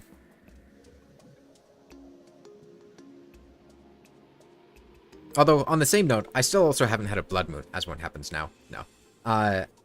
Since the beginning of the game. That's a little more surprising. But now I'm at the point where, like, blood moons don't really matter. Like, the Sharktooth Necklace would have been nice in pre-hard mode, but at this point, like... There's not really too much I can do there. Oh, one thing I was thinking about doing. Someone had asked about doing something for 500 subs. I think in the last stream. And one thing I was thinking about doing, which would be difficult, it might just be a completely terrible experience and a complete mess, is I was thinking about trying to beat the entire game blindfolded. Like, start to finish consecutively, just beating the game blindfolded, with the stipulation of, like, having somebody else in a Discord call, like, telling me what's going on. Because otherwise it's completely impossible.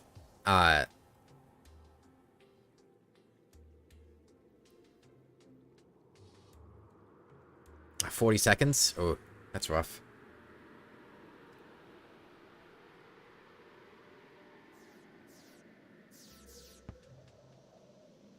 But yeah, I was thinking about doing the whole game blindfolded and trying to get some of my friends to just like...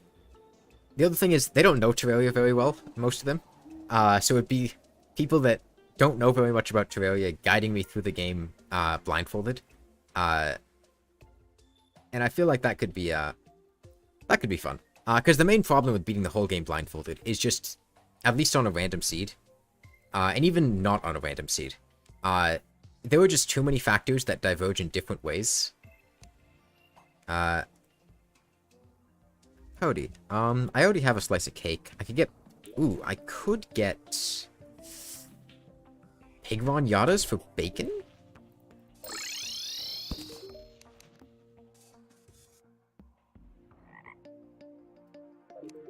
No, God, no. Not hardcore. God, no. No. God, hardcore blindfolded would be like the most miserable thing possible.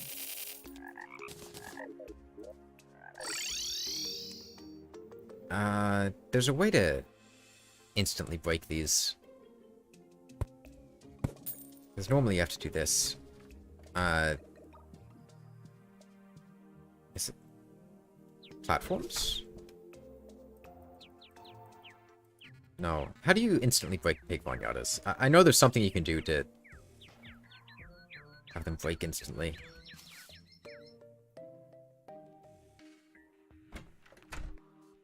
Maybe a set seed? The problem is, even with it... I'll just do this. Even with a set seed, it's still kind of like... I think it's more interesting as an unset seed.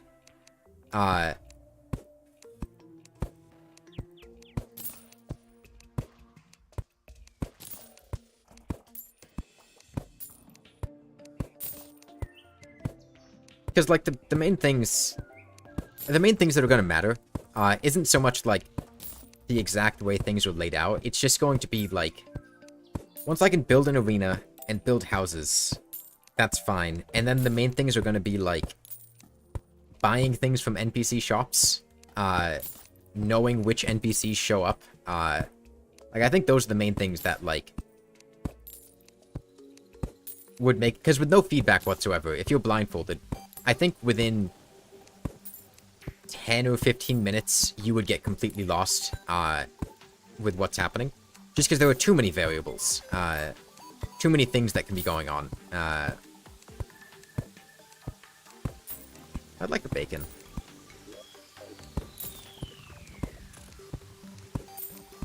I kind of just wanted one bacon for Plantera, but whatever. I don't really want to use my seafood dinners. Oh, no, sorry, not for Plantera, for mining.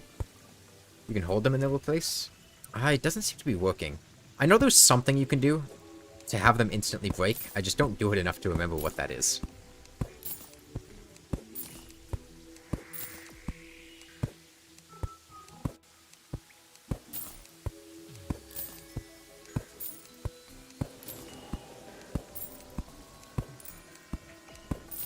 Is it having something blocking it?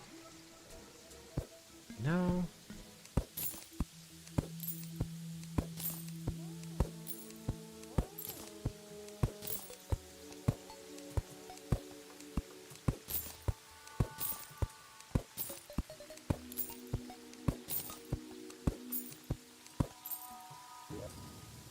Oh, I did get a bacon. Nice. So 31 flasks of pouty. Nice. Do these sell for anything? Oh, they do. Nice. Alright, back to sleeping. Try with smoke cursor. Well, I'm out of it now. If another pouty happens and I have more money later, I might try again. But the problem is... Well, part of the problem is the pouty girl isn't happy right now. I'm using her to keep the painter happy, because I was using him as my main person to sell things to with maxed happiness. And she does not like being in the underground jungle.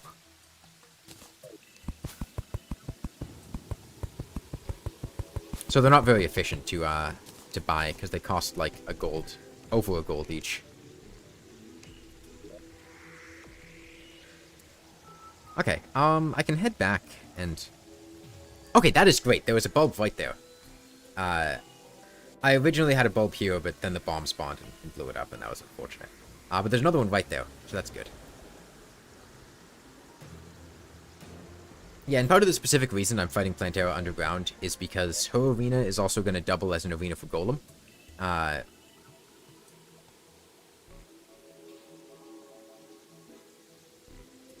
And that's pretty cool.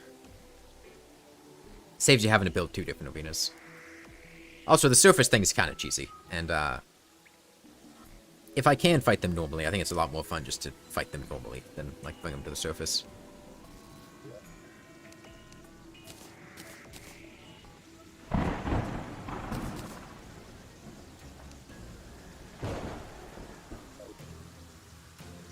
Okay, the other thing that sucked about 1 HP is that you couldn't get the goblin.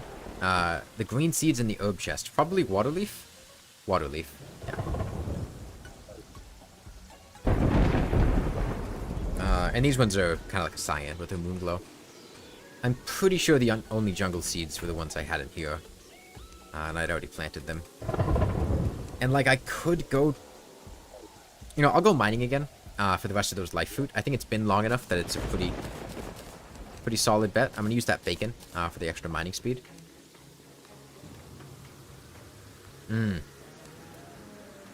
Yeah, internet... yeah, that can be rough.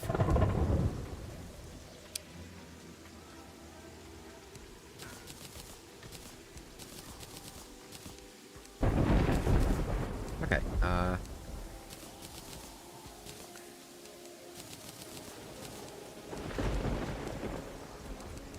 let's make someone smell.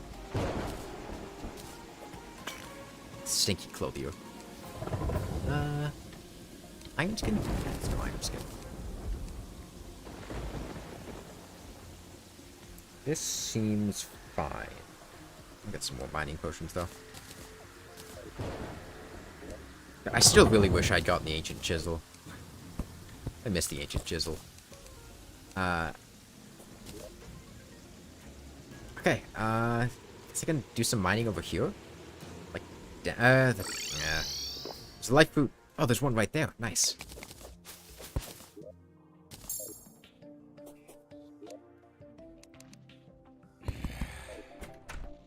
Is there one down here, too? Guess not. I'll go down left a bit. I should, 2 things. Firstly, I quick stacked my recall potions, because I wasn't paying attention. Let me get those back. Secondly, danger sense potions.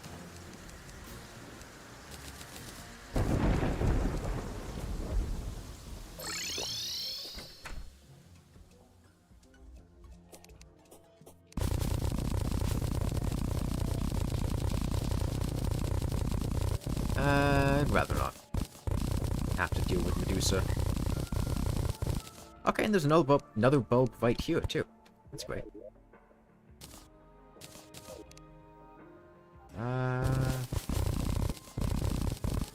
Life fruit. I'll be honest, I did not even see that the life fruit was directly in front of where I was mining. I was kind of just picking a spot to mine in. And it happened to be right where it was.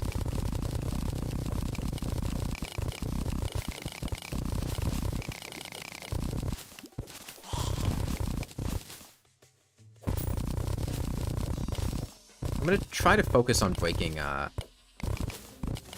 the jungle plants. To try to... Oh, is this, Oh, I don't have my, crystal darts out. Need to fix that. Yeah, let me, lock this back off.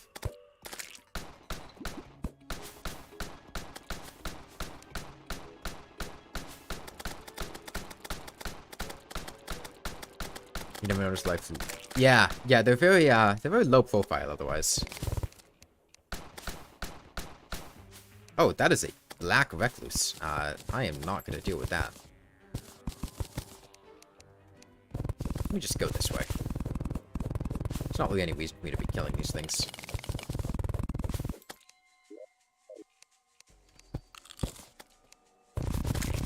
The nice thing about having 2 slices of cake is I don't have to worry about managing my inventory. That tortoise doesn't look like it's in a position where it can hit me. So that's good.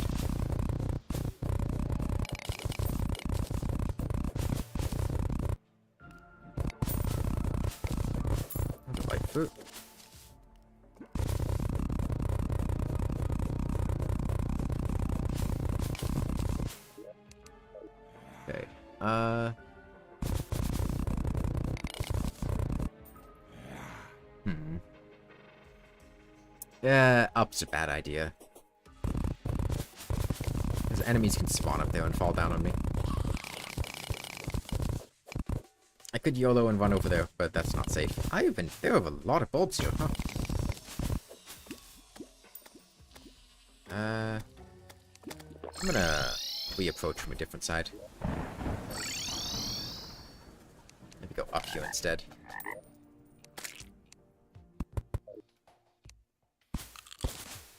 Break these. Give me some grass. Okay, there's another fruit. Oh, I shook the tree and the bees came out. Ah, there it is.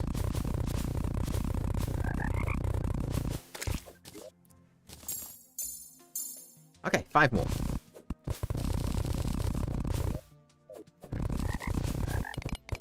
I'm trying to keep an eye out for jungle grass seeds, but my inventory is too full at the moment. And even if I clear it out, like, it's gonna get filled back up immediately, just because of how the jungle is.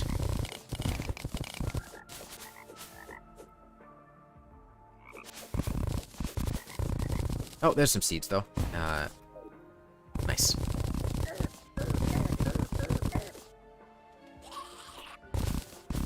Hey, Shelby.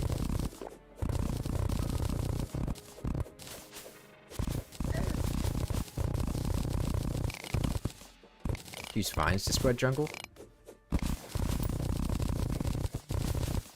Divine spread jungle?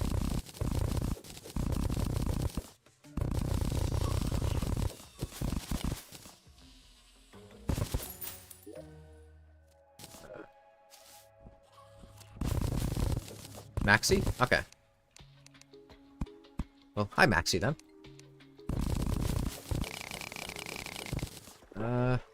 There's a life fruit nearby.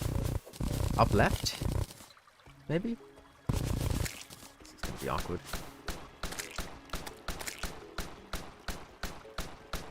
Like the vines you get from the guide to plant fiber cordage? Those vines?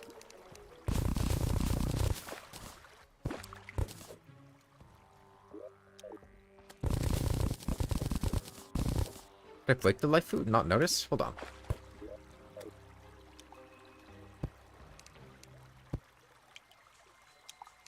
How did... No, it was down. Okay.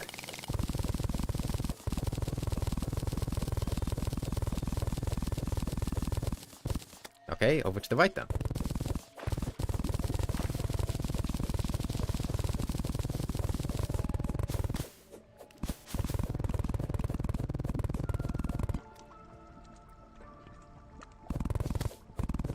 I'll be honest, I don't think I've ever actually like used the guide to plant fiber cordage.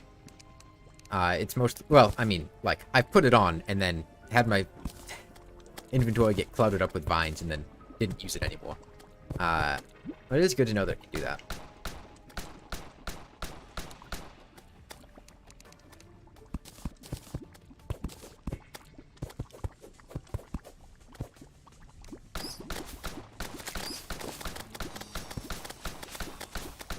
Yeah. I meant the ones from the guide, the book.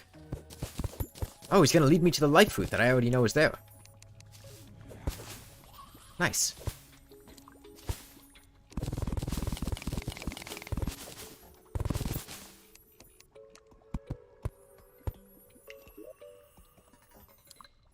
Oh, I see. The vines count as blocks. Okay. Yeah. I see. I see what you mean. Vines count as jungle blocks for determining the jungle.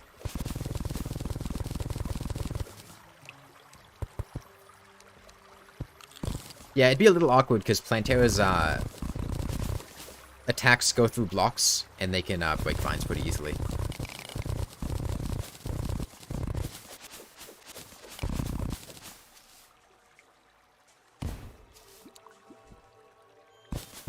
Yeah, I thought you were saying that they would, like, spread jungle grass. Is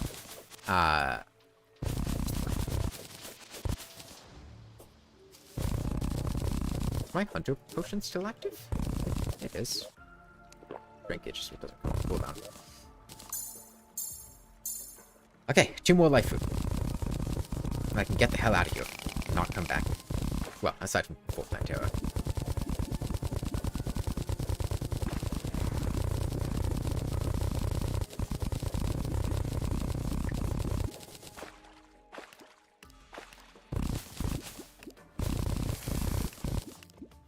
Okay, detect it. Where do I detect it, though? I'm gonna be safe and do this. Huh.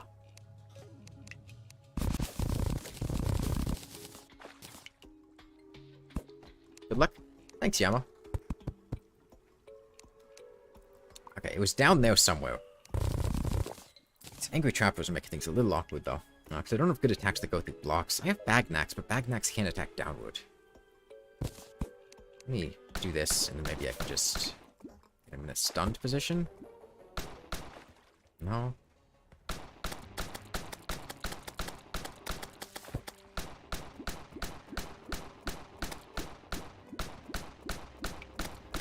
Let's see, I have my Onyx Blaster, which can hit through blocks. It's just...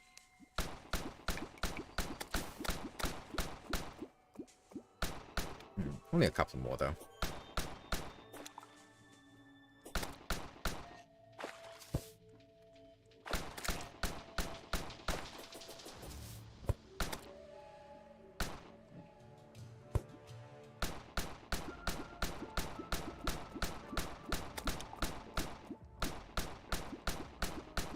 Just keep coming up here.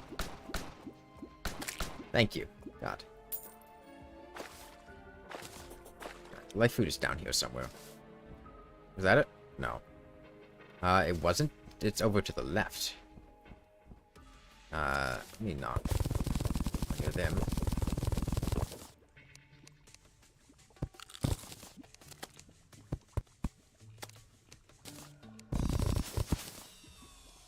I don't like that angry trapper up there. I want to do this. Okay, the problem is, I don't like being this close to the underground desert, because the enemies can spawn.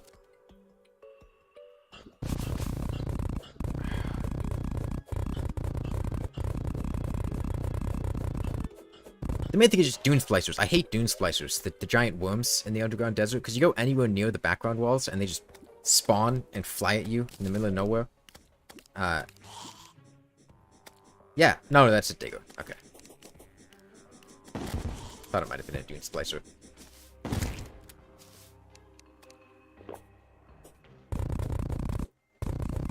I just heard digging noises. It was enough.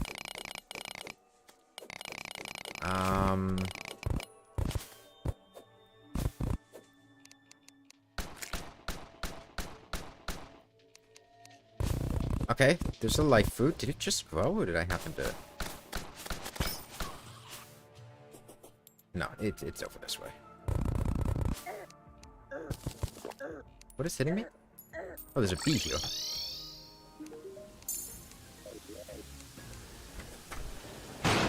Okay, well, I can just go this way for the last one. Oh wait, it's nearby. One group. Up left. There it is. Nice. Okay, that's all 500.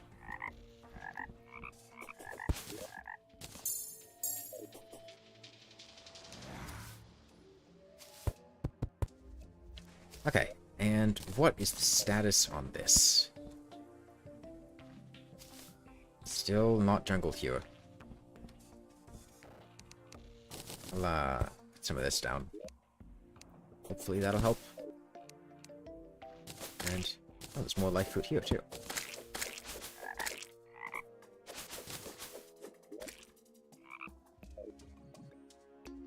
Ah. Alright, well, good night, Electric Essence. We can, get this out of here.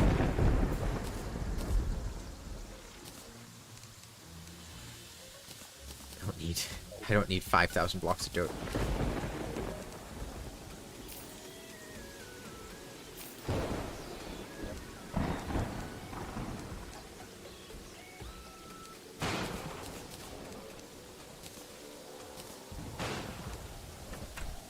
Okay, back to sleeping.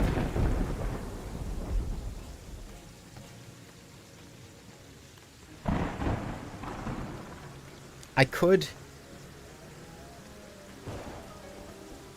So worst case scenario, I could plant some jungle blocks in the middle of the arena and put some grass on that. And that would help to grow it. I just think the way that I'm doing things now is a better way to do it. Because then I don't have to worry about everything.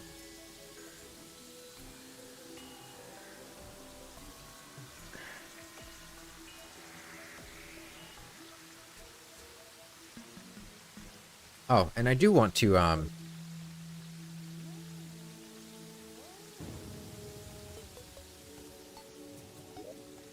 I have the mask on now, and I have the helmet.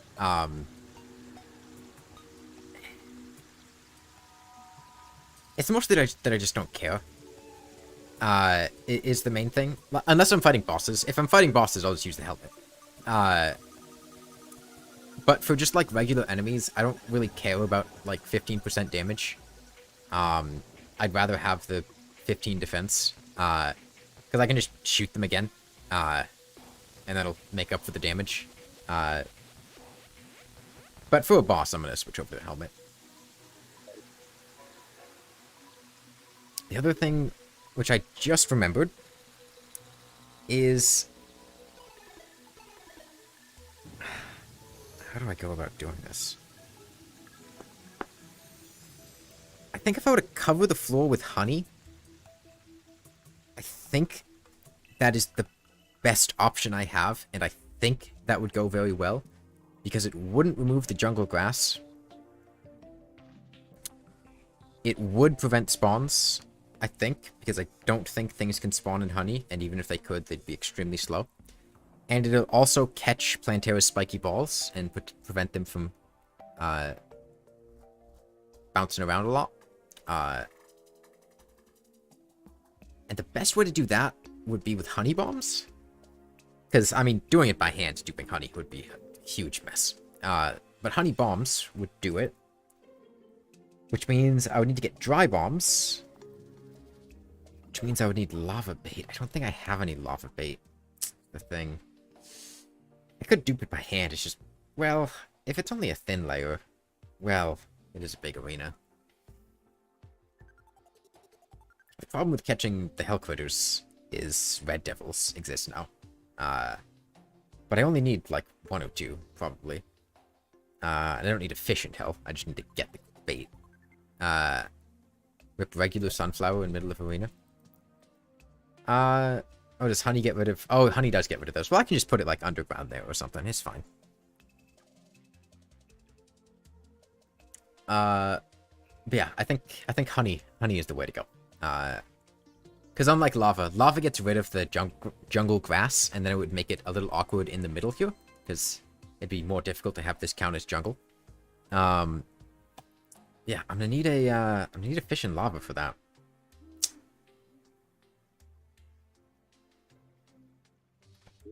Let's see about that. I mean, I have enough HP. I don't think... If I remember correctly, in Master Mode, a Red Devil's Trident hits for, like, a bit over 400. I just have to be careful of those. I think in For the Worthy, it'll still be a one-shot. With 500 HP. It's possible I can survive it with max health, but... I think I am just going to, let's see, is it 17 for a bug net? 17 is what my gut says.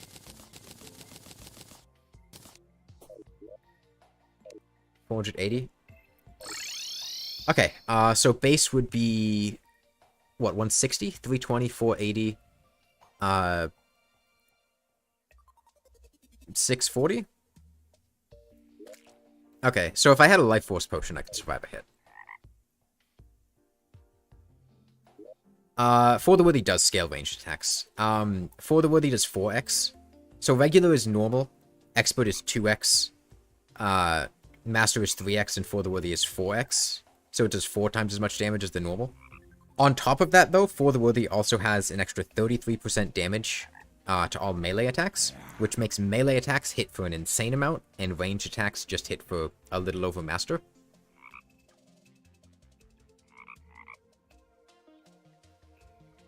Bugnut. Merchant.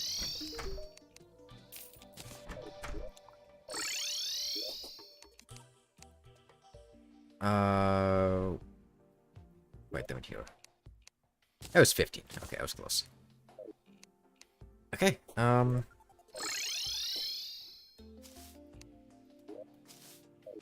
I just mentioned that, but I really should just to be safe take these two.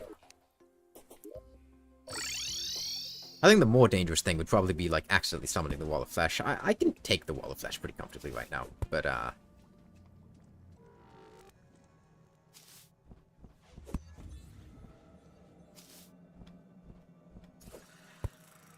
I think probably like 2 or 3 Hell Critters will be enough to comfortably get Web Bombs. And once you get 1, you can get all of them. Give me the Hollowed Armor. Hello? Hollowed Armor? Hello?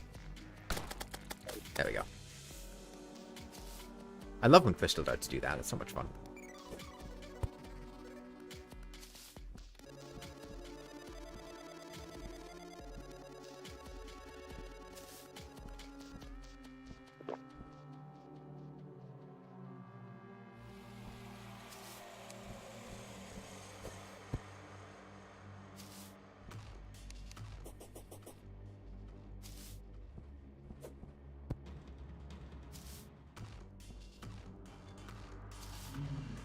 Potentially might be able to... I don't want to be in Moon Wizard height.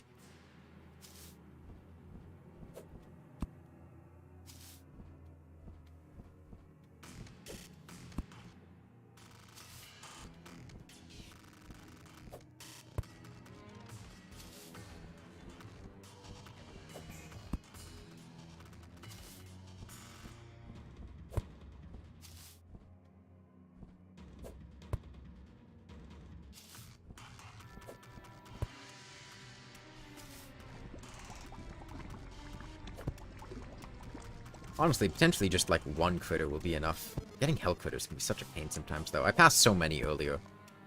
If I had had a Lava Proof Bugnut, I could have just caught them then and avoided this whole issue.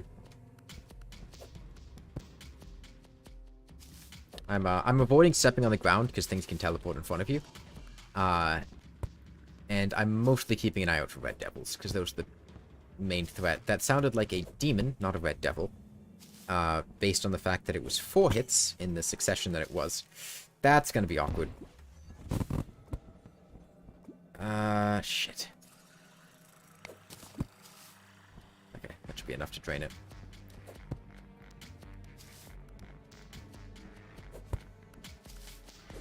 Oh, my NPCs out there. I think, NPCs being nearby increases the spawn rate of Hell Critters? It's daytime, though, so they're not going to move if I, bring them here. Oh, there's the Red Devil.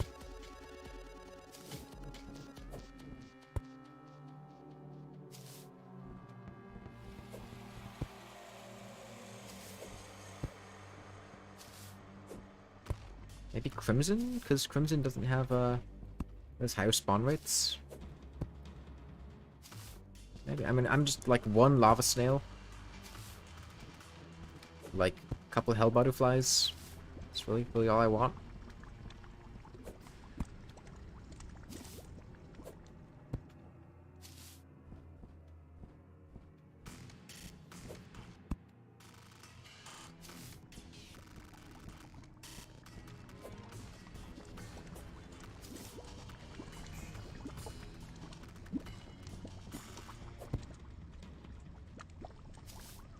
A lot of spots they can spawn in underground houses. So I'm hoping that being over here will give them more spawn locations. That could work out. Oh, I don't have lava immunity.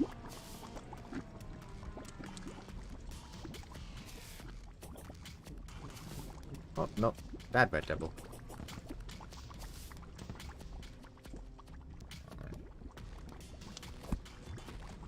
devil just killed a snail? Ah, fuck that guy.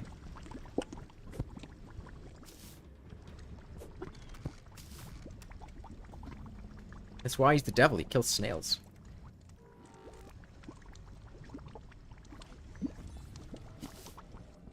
Pretty sure that was in the Bible, I think. I need to remember that I don't have lava immunity. Okay, there's a butterfly.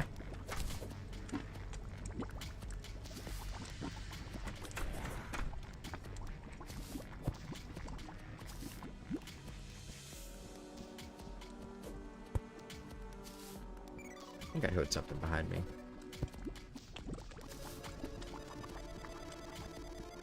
Okay. How far can I stretch that butterfly? Because I have sonar potions, so I can comfortably, like... I can pretty comfortably say that everything I fish up is going to be a crate. Wet bombs, I think, are like a 1 in 3 chance in obsidian crates? Hellstone crates, whatever.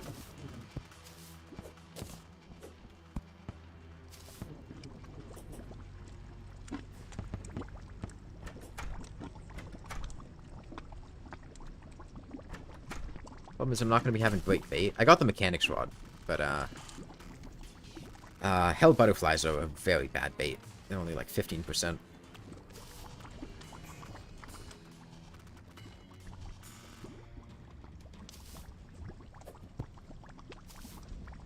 No, let me retake my potions.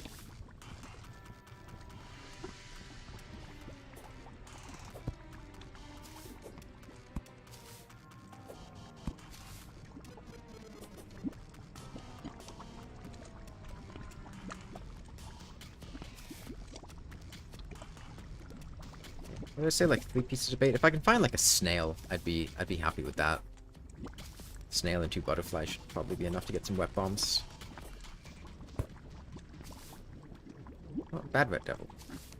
Maybe I kill this one.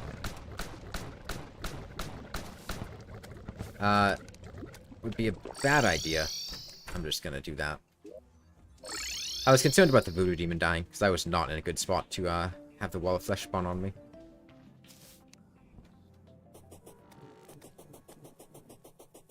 Five? That's a red devil. Oh, was that a... No. It was just a particle effect from the fire, I think.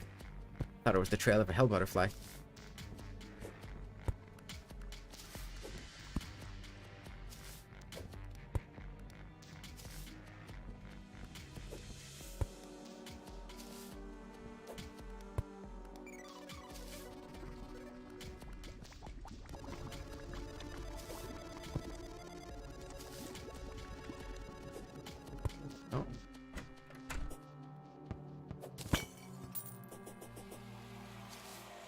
Okay,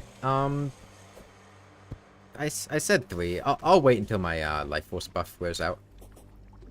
Just because I'm in the situation now where I think I can comfortably survive another hit.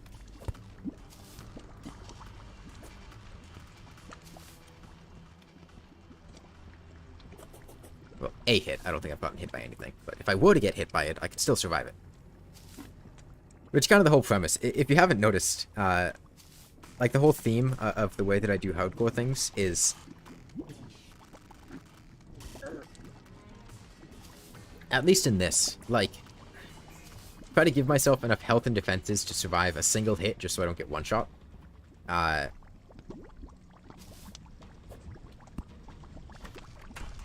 don't think there have been any situations so far where I've taken damage that would have killed me, that having the defense saved my life.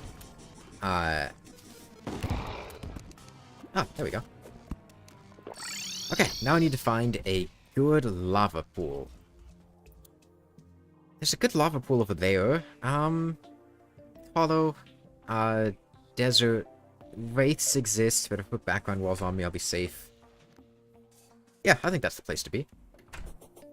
Ooh, a traveling merchant. Well, I better go talk to him before he kills himself. Stop. Stop. I've already got the life form analyzer. A dress? How does the dress look?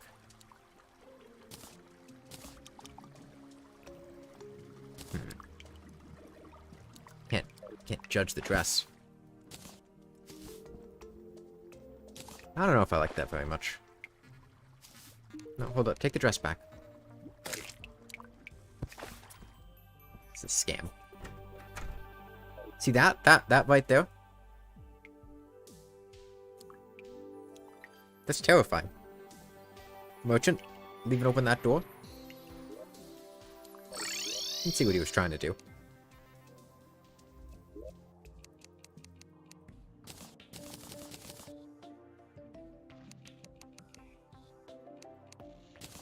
I have 979 wood. Okay. Now the hat, though. Nah, I like the hood open. Okay, mechanics rod, crate potions, definitely. I'll take the masturbate in case I, get a lava-proof hook. Sonar potion, and can I make more crate potions? Because I think that's gonna be the main thing. Sure. And then some more sonars. And let's go catch some, take this just in case there's anything I need from it. I think it's my best pool of lava, right? I don't want to be in the jungle. And underground has the risk of, like, Tim and whatnot showing up. Seems safe.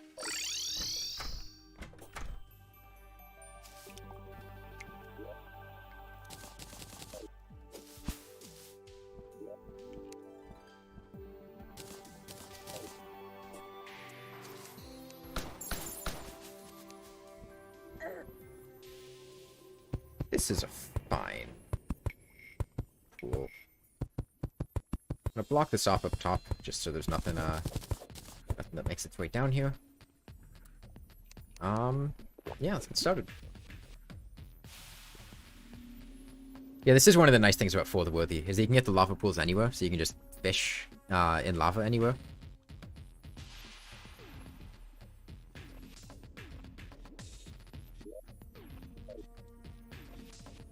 The problem is lava fishing is so painfully slow.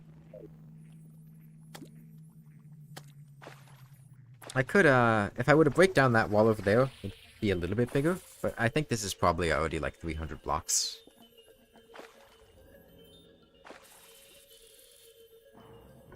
Oh, hold on. Stuff could get in here from over there. Let's probably close that off.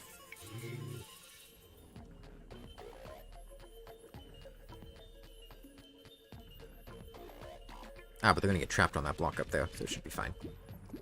Okay. Oh, you know, maybe I do fish up an obsidian fish. Ah, that's something for later, I think. Because potions of return are really good, and those would probably be pretty helpful to have a few of them. Because I'd used on my supply on. What did I use them on? I think I just used them for whatever, because I had like a dozen of them after looting the underworld.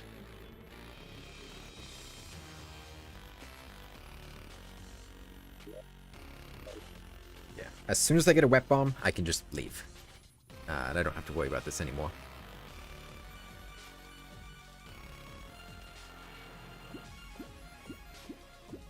Okay. The other thing that's nice is... I've done this a few times when fighting Plantera. And I had mentioned it the other day, too. But Inferno Potions...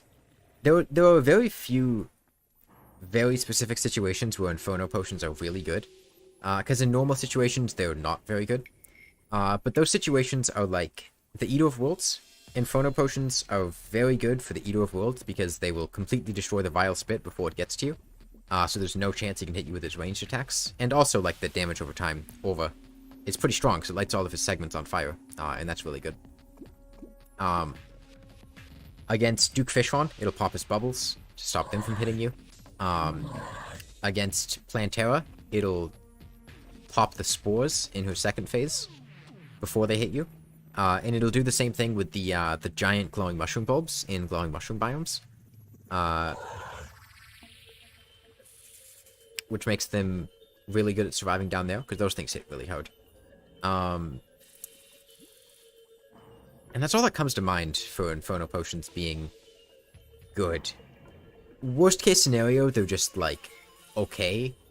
And by okay, I mean a very small amount of damage that gets added to what you're doing. But I think in those few situations, it gets, like, really good. To the point of potentially being worth going out of your way to get. Although it's quite difficult to get Inferno Potions before the Eater of Worlds. You can do the thing where you, like, destroy some of his segments, then you get a Nightmare Pickaxe, and you mine some Hellstone, and you make a Bug Net, and you go fishing in lava, and you get a Flarefin Koi and 2 Obsidifish, and then you make an Inferno Potion. But that's a lot of work, and would only be something that, like, you'd want to use if, like, maybe you were in, like, For the Worthy, and you were having a lot of trouble with the Eater. But I think it's a lot more plausible in For the Worthy Worlds. If you can get an Inferno Potion from a red potion, that's a huge help for the Eater of Worlds. Because red potions you can just get from the beginning of the game, and Inferno Potions are one of the buffs they can give you. I'd really like these obsidian crates. They're really common in lava, but I've had like 4 or 5 catches now, and none of them have been crates. So it'd be really cool if I could just get the crate. I'm using crate potions too.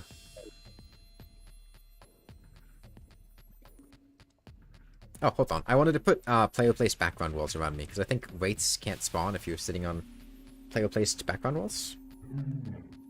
I'm not 100% on the specifics of that, but that's what I've heard.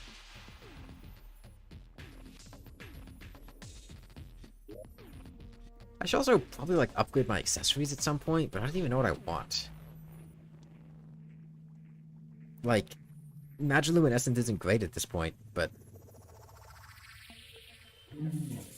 I don't really want to fight the Wall of Flesh again, because that's going to potentially...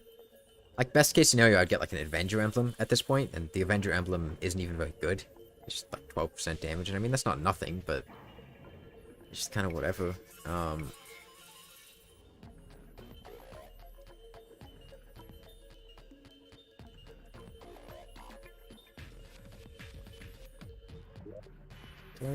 I should get the Ichor Darts out.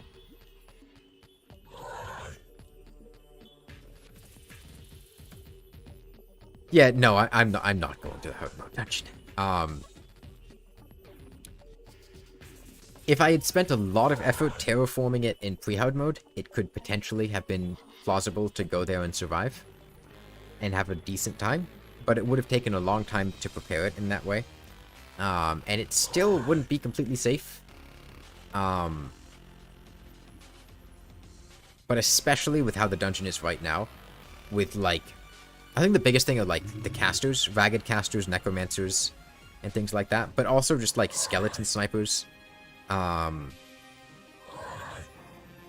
skeleton commandos. The casters just teleport in, and spam at you. The ragged casters are the worst ones at this.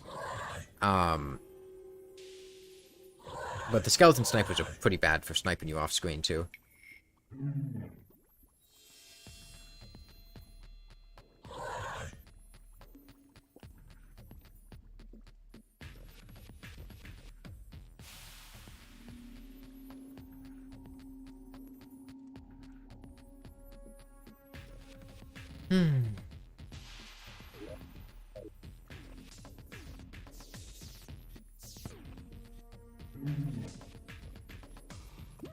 Supposedly, when this is happening, and you have a cast that's just taking forever, bringing it back and recasting it, I think, helps, because it resets the timer and re-rolls to one that might not take as long. But I don't know how much that actually does. And if there's, like, a sunk cost fallacy thing going on.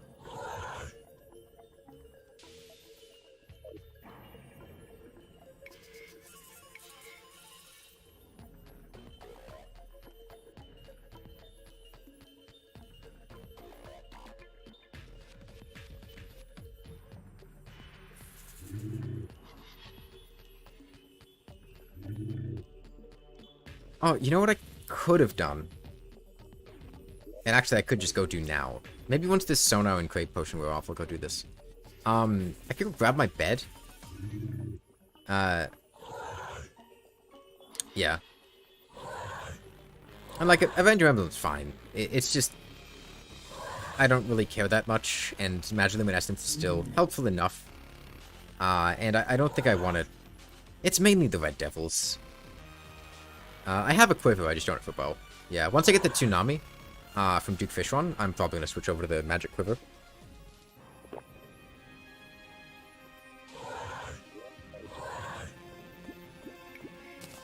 Finally. Please, Wet Bombs. No, but there's a Shark. Shark's cool.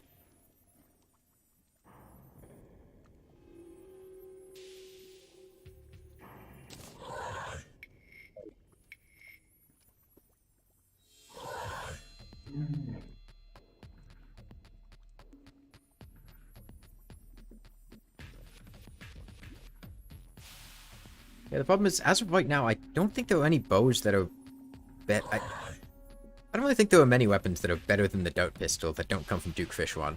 As far as ranged weapons go, in hard mode. Before, like, I think after Plantera is when you start getting, like, something with chain gun, tactical shotgun, stuff like that. I mean, there's the coin gun, but the coin gun is not remotely sustainable, unless you're in, like, journey mode. And even, like, the Storm... I don't think the Stormbow is actually that good anymore after the nerfs. At least, the Stormbow is a good weapon, but it's nowhere near as good as it once was. And I think the main thing is the Stormbow with Holy Arrows, I'm not sure is even, like, better than other arrow types. I'd have to do some testing with it, but, like, Holy Arrows don't pierce anymore, and the stars only do half as much damage, so it's like a quarter as effective as it once was, and you might get more mileage out of, like, Unholy Arrows, or Hellfire Arrows or something than Holy Arrows. It's only hitting 3 times, and the stars are only doing half damage, so it's basically only hitting twice for Holy Arrows. And I think against the Destroyer, you might just get more mileage out of something like Unholy with piercing 5 times, or Hellfire with the explosive radius. Or even, I don't know how Jester's arrows work exactly with the Stormbow, because they normally have a limited range. I don't know if that still applies when they come from the sky. I don't know if I've ever used them with the Stormbow before. And this is only against the Destroyer. If you're fighting other things, then Holy Arrows are still good, because they won't give iframes. Whereas these ones will, so you can hit them multiple times.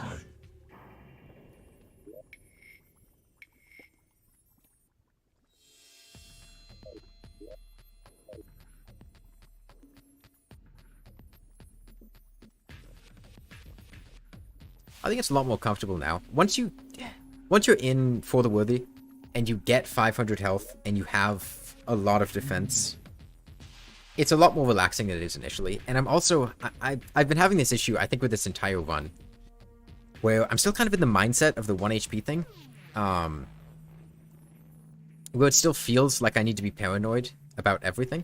And I don't at all. It's not nearly as dangerous as that was. But I still kind of have that feeling of needing to be a lot more cautious than I do. Which isn't bad, because, I mean, being cautious, it's still going to avoid me dying. But I could be doing a lot less and still be fine.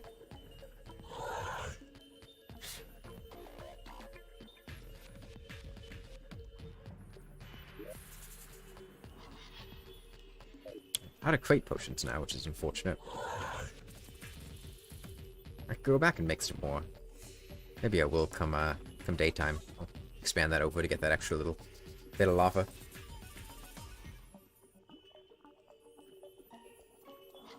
If I can get a lava-proof hook, and if I can get a, well, just the wet bomb. The wet bombs are really all that I care about. The hook's fine, but it's just the wet bombs.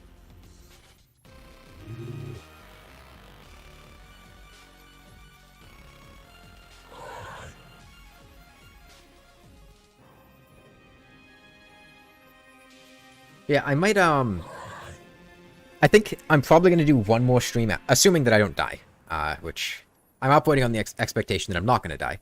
I'm probably going to do one more stream after this. Like, I think this will probably be the second to last stream, because I don't see myself going up to and through the Moonlord today. Unless I were to stream for like 8 or 9 hours. Well, it wouldn't take that long. Okay, both of them. That is wonderful. I had a lot of energy when I started streaming, like last Friday or whatever. I could stream for like 7 or 8 hours then. As of now, I think I'm comfortably in like the 4, maybe 5 hour range. And I don't think I'm going to finish the whole game in that time span, unless I were to play unsafe, and I don't want to do that. Let me make dry bombs.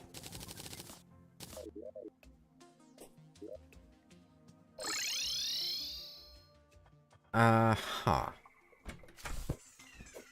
I'm going to move the tax collector up for the demo. I should be able to move demolitionist here. Oh, I don't know if my Ico arrows. Goats.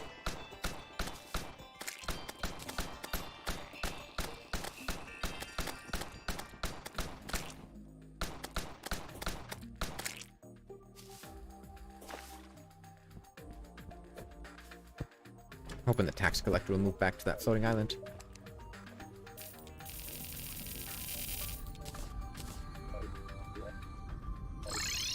Okay, now I need to find some honey. I know I've passed some pockets of it. And obviously there's like the beehives. Is there a beehive close by? Ah, there's some honey right down there. Okay. So I just go there, dig down to the right. It looks like there's a beehive there.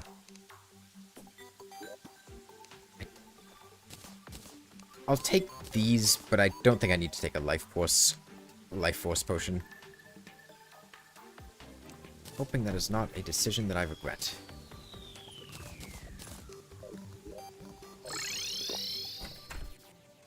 I don't really see any way that I cross paths with a tortoise that I don't have control over. As long as I have my hunter potion, I'm just taking this brief visit to somewhere that I know where I'm going. That Medusa can get here.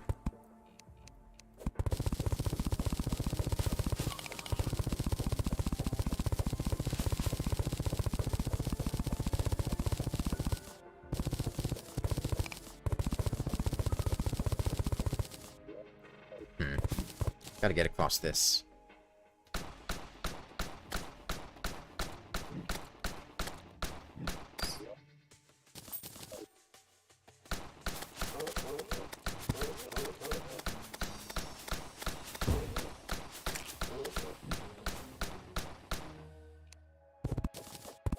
This should be fine, like... no, not with you.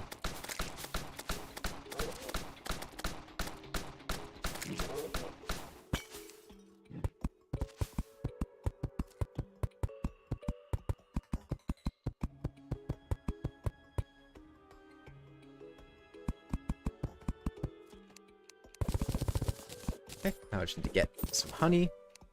Make some honey bombs.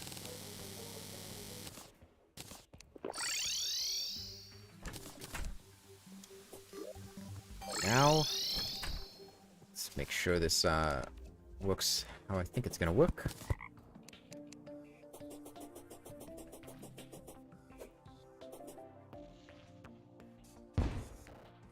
Yes, it doesn't, it will get rid of that sunflower, but that's fine. Oh, will it not? Can they survive in honey? I know they can't survive underwater.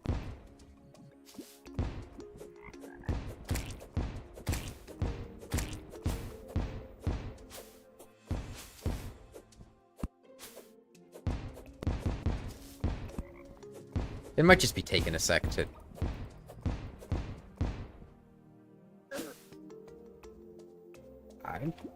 Oh, okay.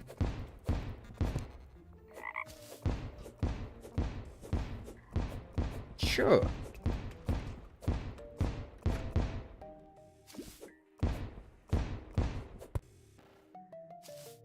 Okay, I'm gonna save and quit to settle... Oh, I shouldn't have saved and quit. There was a traveling merchant.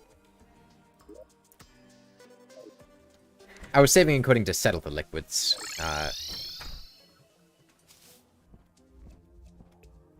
Okay, I guess the sunflower's fine. Maybe it has to be completely submerged, and it's just under being completely submerged.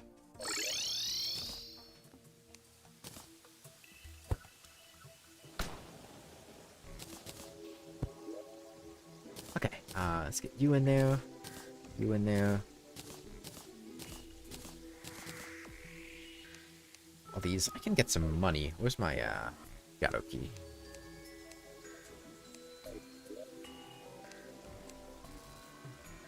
Was it in here? That's a key at night.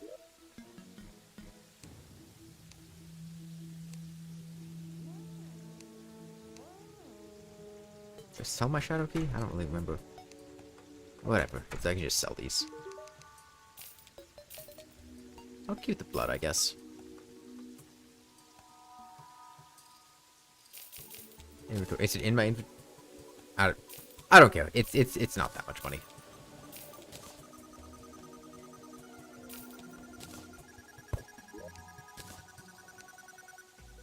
Oh, it's right there.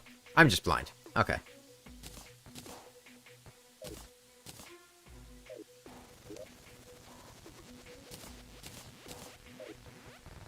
Okay. I think I still need some more jungle grass to grow.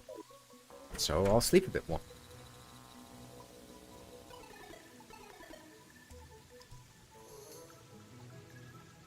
Sell the stupid dress? Oh, yeah.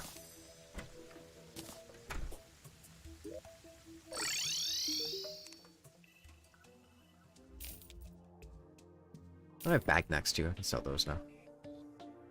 And you. Don't need you. I have a volcano. And, I can put down the gnome later. Oh, whoops.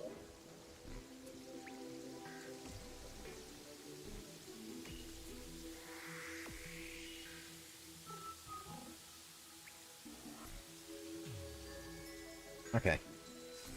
So the one thing that would be... When I'm summoning Plantera, I'll have to keep this in mind. If she spawns... If I break the bulb here, and then she spawns over here, that could be pretty bad, because I don't have much space here to juke her around. So I'll have to think about how to mitigate that possibility. I could move a bed to here, set my spawn there, and then remember to remove my spawn, so I head back home. That way, even if she spawns, like, here, I can recall potion to go here. And then come out the door. And then I can remove my spawn, so that if I need to leave the fight because something goes badly, I can just teleport home.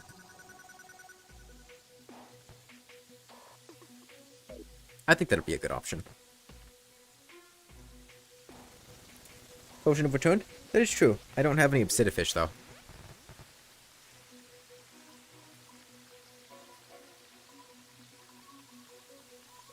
I don't really feel like going back to fishing in lava at the moment.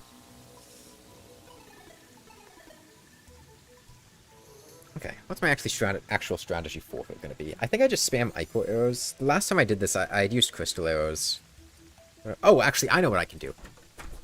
And this would actually be a helpful idea. Where is the steampunker?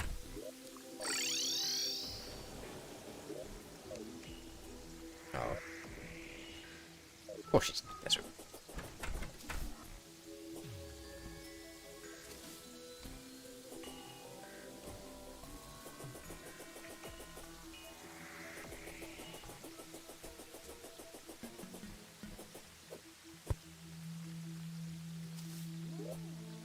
These houses are fine, right? Yeah. Cat. Go here.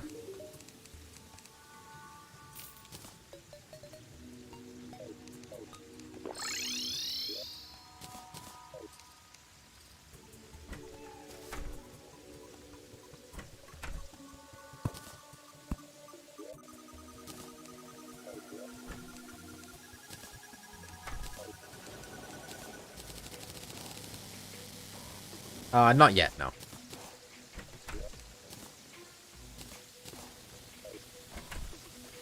Oh, it's a gold bunny.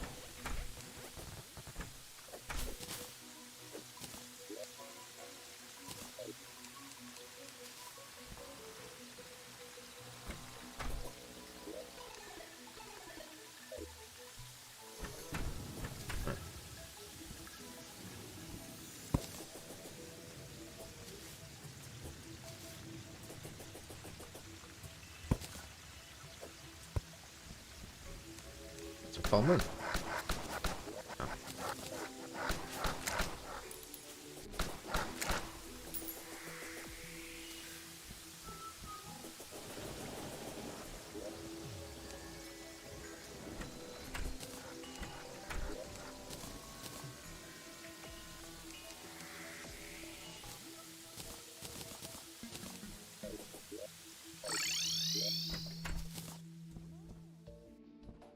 think if I just put one up here. Oh no, it has a. Damn it.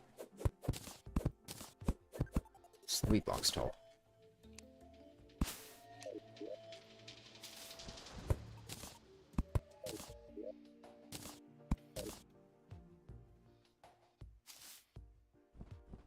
Okay, there's just...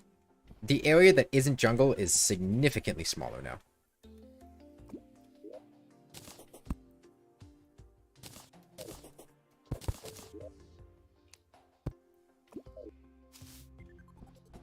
There was just a tiny spot in the very center of the arena.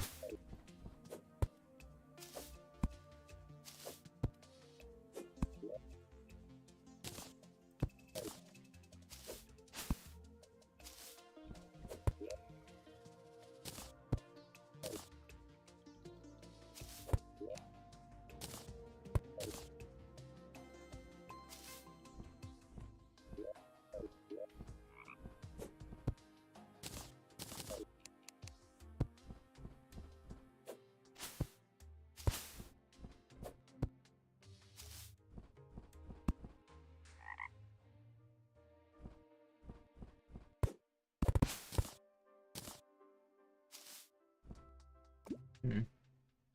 I think that fits a campfire, right? Yeah.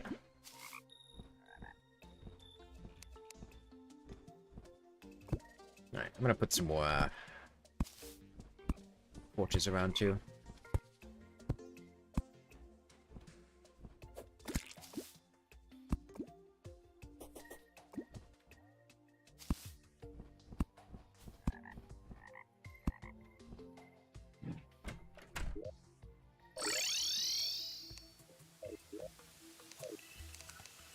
Okay, should only take a little bit longer to get the middle of that counting as jungle.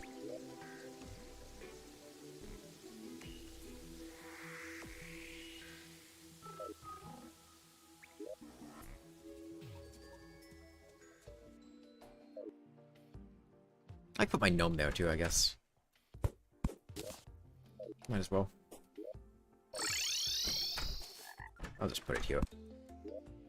Sorry, so I remember to take it back, is the main thing. Yeah, so for the woolly Plantera, she's bigger, she hits harder. Oh, and the main thing is, her tentacles are weird in Phase 2. They just kind of shake.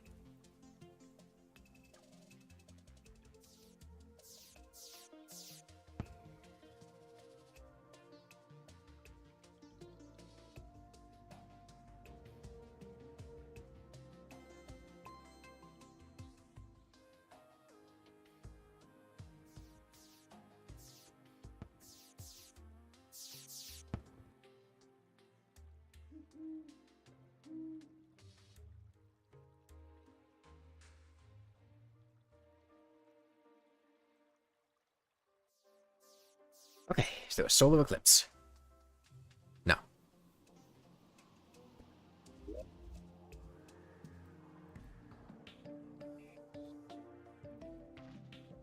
Man, how did... So how did Hugh get corrupted? Couldn't have come from there. It must have just been one of the random blocks that got corrupted when I broke an altar.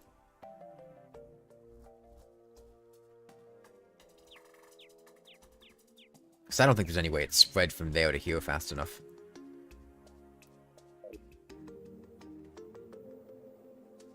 On the bright side, once I kill Golem, there's no reason I have to go back to the underground jungle. Ever.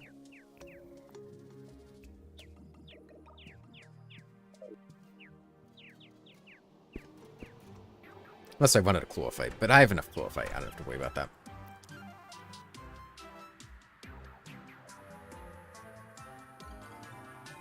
I want to think if there's anything else that I want for Plantera. I feel like there was... Ah, but I can go, before I forget. I'll line this with asphalt on the roof.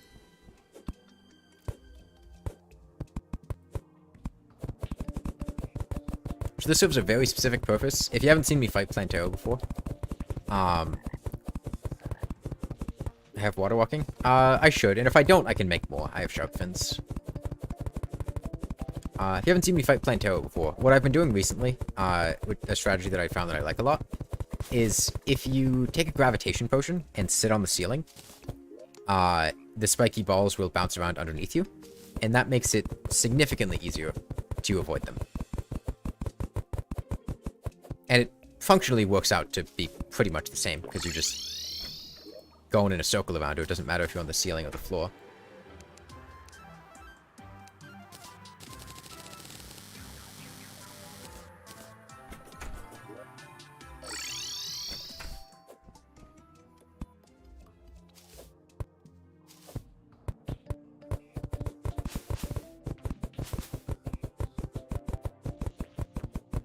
Yeah, I think if I,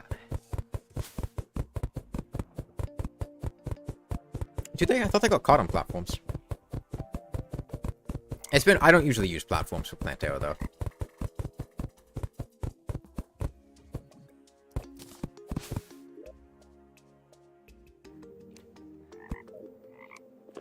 Mostly just because I find it annoying and it's easier to just flip between two things than having to constantly fall through platforms.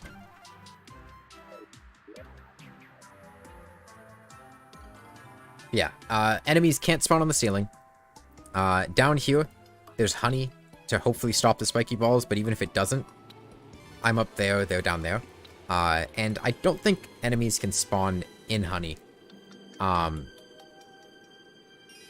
I don't think Arapaima can spawn in honey, and otherwise it acts like water, and well, I guess slimes can spawn in the bottom of water. But I don't think it'll be much of an issue. Even if they do spawn, they're going to be so slow in the honey. That'll have enough time to react to them, and it shouldn't be much of an issue.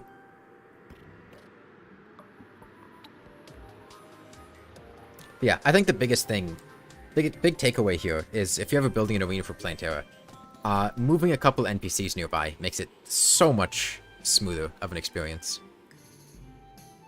Because that almost completely gets rid of enemy spawns, and then you can just mine, and you don't have to worry about turtles and hornets every couple seconds. What's that?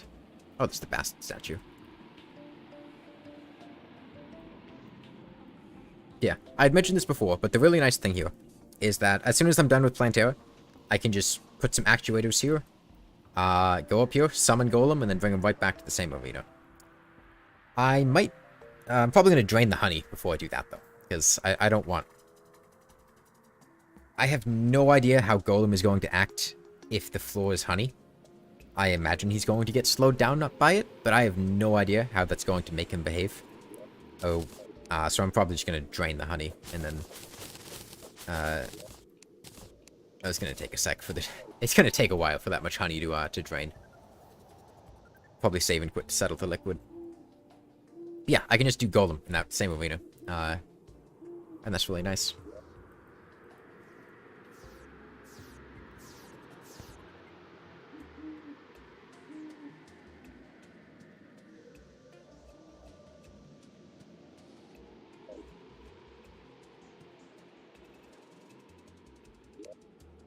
So I think I'm going to put Magiluminescence here.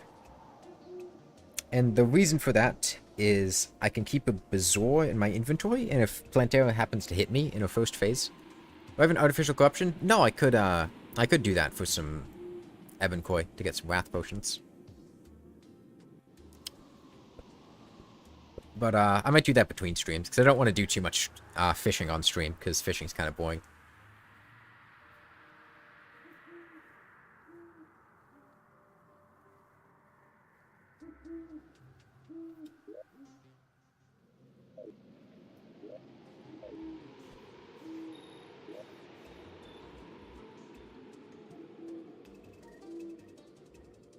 Boy, the corruption's been having a field day with the jungle over there.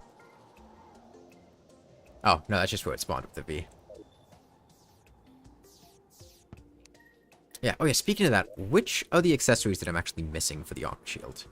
So I have the Plan, I have the Counter Curse Mantra, I have the Armor Bracing, I have the Medicated Bandage. Is it just the Blindfold?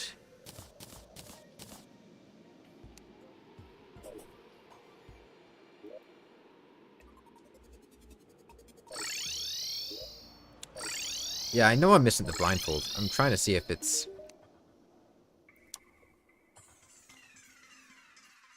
Did I not take it with me? I think I didn't take it with me.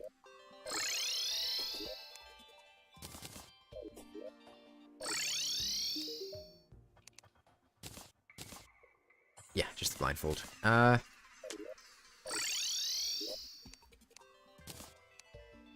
does the Ankh Shield get me? I think I'll get the Ankh Shield for Duke Fishron. Not that I think I'm going to be able to take a hit from Duke Fishron, but I guess if I do have to take a hit and I recall, it'll stop me from potentially getting cursed by Feral Bite, which is something that could happen, because then I wouldn't be able to use a recall potion. I guess? Let me check if the Ovena's ready.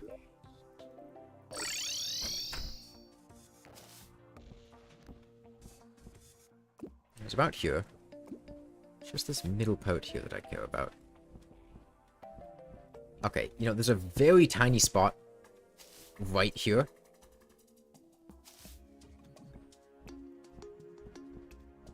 It's just pretty minuscule. I think I have an idea of how to avoid this. I think what might be happening is it one block?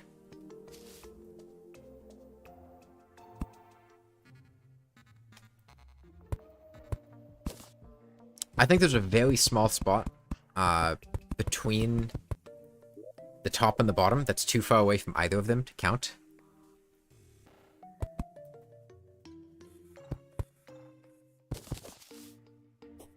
So I think how I deal with this...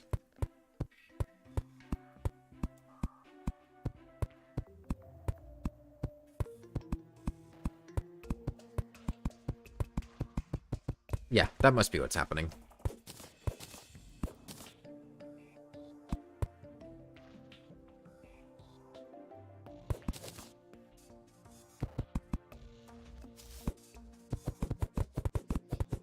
It's 3 too tall, I think.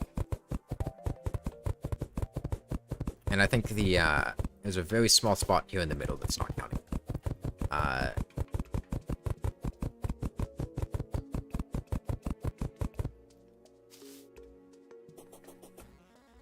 Oh, one taller? There we go.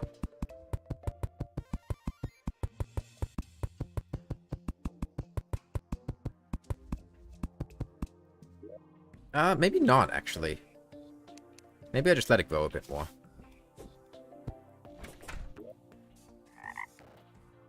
So maybe it's... Oh, actually that might just be what's happening. It's imbalanced. So there's a spot in the middle that's not counting. I don't know. I'll just sleep a bit more. Sleeping's always nice.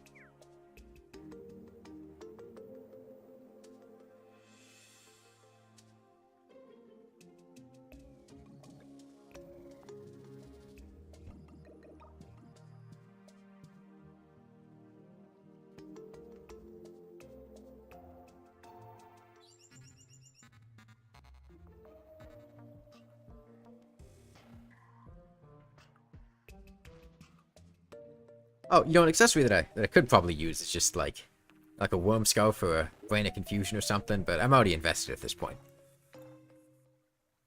So it's too late to back down now.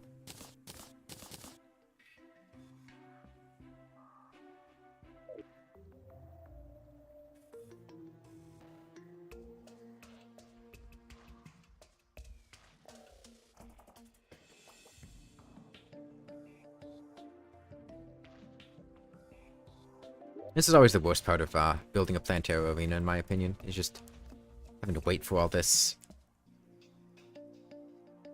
Oh, that's unfortunate. Well, have fun at work, I guess. Oh wait, was there a bulb right there?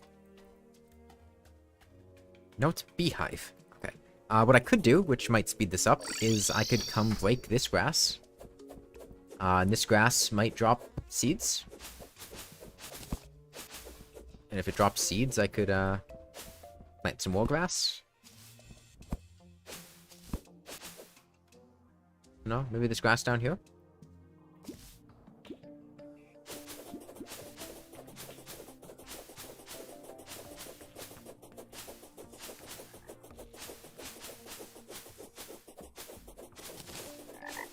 Yeah, there we go. Oh no. No, I can't plant the sunflower again.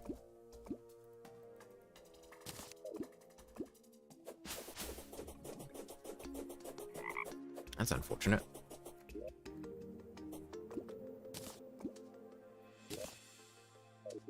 I'll, plant that grass here. I could... I don't think that sunflower was even doing very much. There's a tiny spot here, that it was covering, but I think I could just leave that sunflower alone.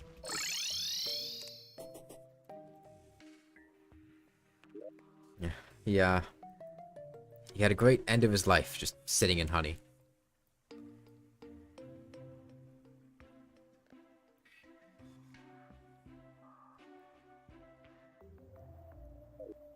God, I really wish I could just AFK while I was doing this.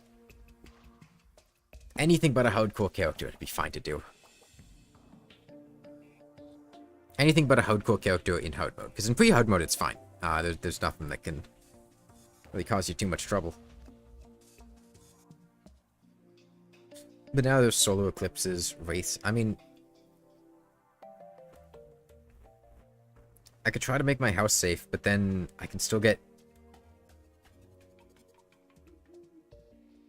Well, I guess even in pre-hard mode, after you've broken a demon altar, it's not safe to AFK.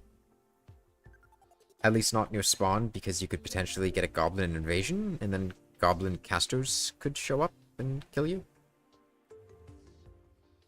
But if you haven't broken a crimson orb, crimson heart or shadow orb, then it should be safe to AFK.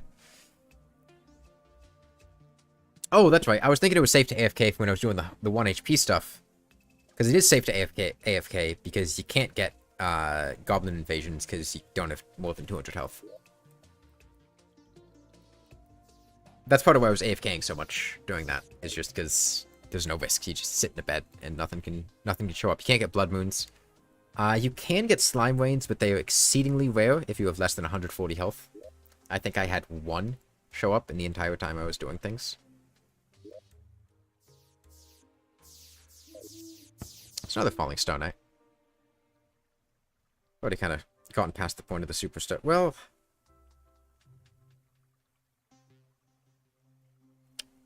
How much?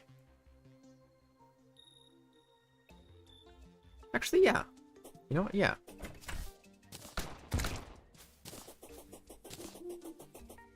Well, maybe it wasn't a full falling stone, eh? Maybe it was just a couple falling stars.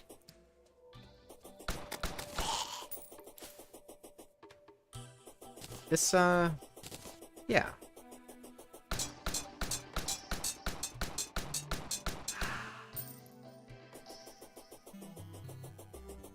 Cause, yeah.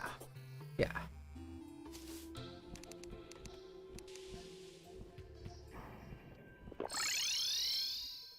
I do have my super star shooter. And, let's see, it's 80, well... Probably like 90 damage after I get some buffs. Maybe over 100. Factoring crit chance, probably like, 100 something damage on average. 55 fallen stars. Hits 3 times. That's 300 damage. Each. And there are 50 of them. So that's like 1,500 damage?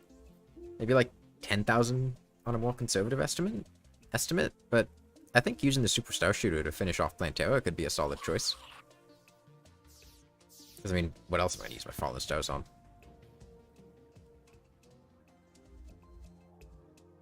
Mana? You going to use magic weapons?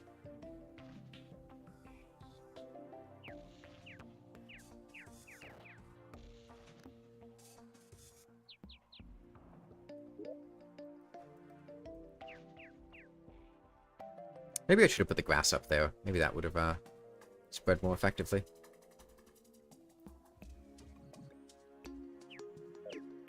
Who needs magic? Wizards. That's who needs magic. I'm not a wizard. I have a gun.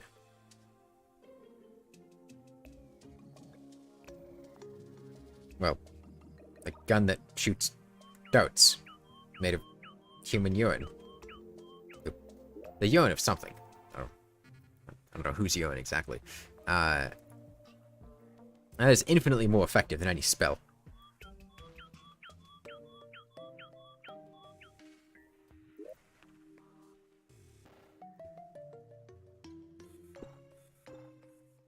Oh, I can make a the gold food. Golden delight. Golden delight. Yeah, that's nice.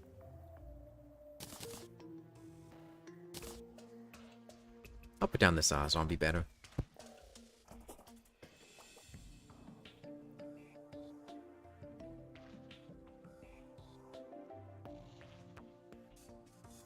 So what I think I might end up doing, I was kind of hoping to have done Plantera by now, but the arena's been taking a really long time to grow. I think I might end after Plantera, and then tomorrow just finish up the rest of the game. Because after that, it's just Fishron, Golem, Cultist, Pillars, Moonlord, and a lot of that's just back-to-back. I mean, I already have Golem's Arena. Fishron might take a couple times to kill, but once I get the Tsunami, it's just, I can do Golem, and then straight to the Pillars, and then straight to the Moonlord.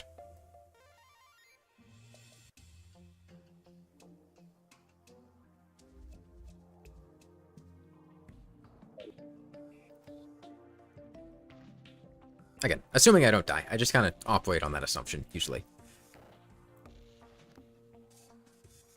Because there's no point in making a plan if I'm going to die.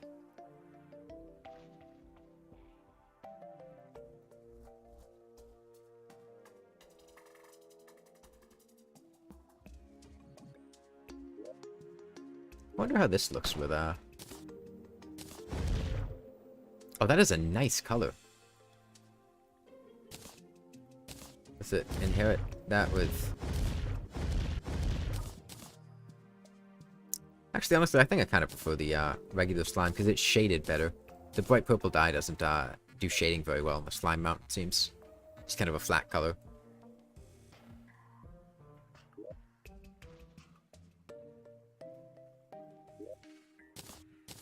Get some of these out of here. I've kind of given up on chest. I mean, it's roughly organized. I just don't feel like getting it more organized.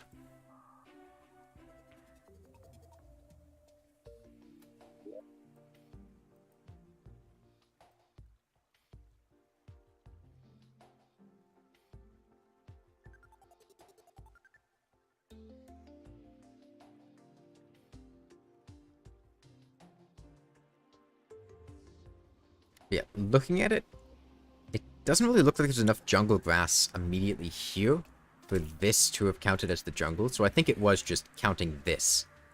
And it's not counting here because there's not enough grass here and here.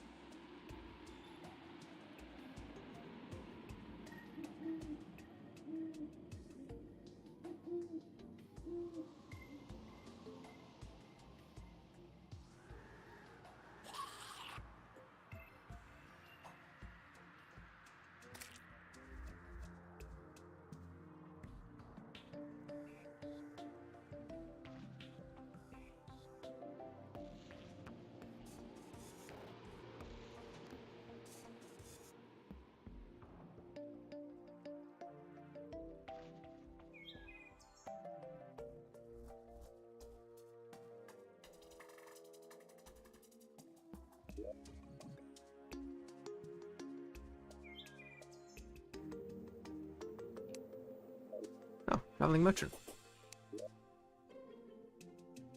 Here.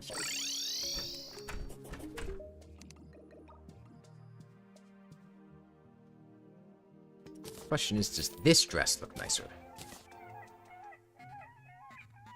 I gotta get money to try on clothes. Okay, you know, that dress does look nicer. Let's look with the cape. Yeah, sure, why not? It's fine, it's fine. I'll keep it.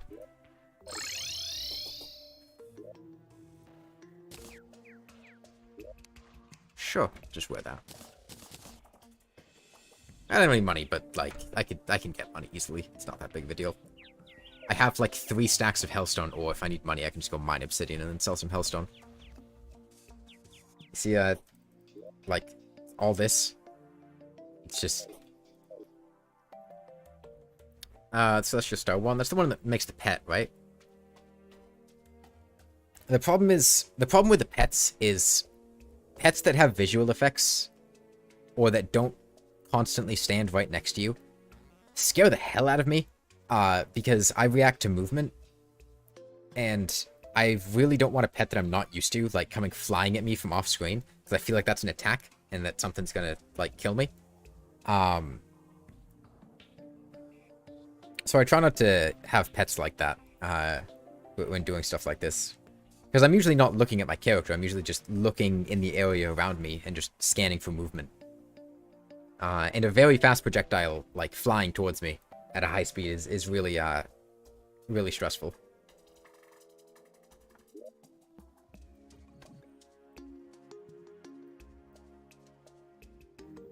Okay, let's see if I can get some more grass.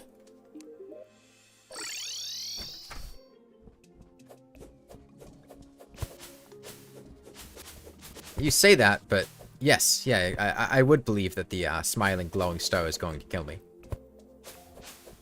That sounds completely plausible for something in this game. Oh no, the bees! You know, if I could get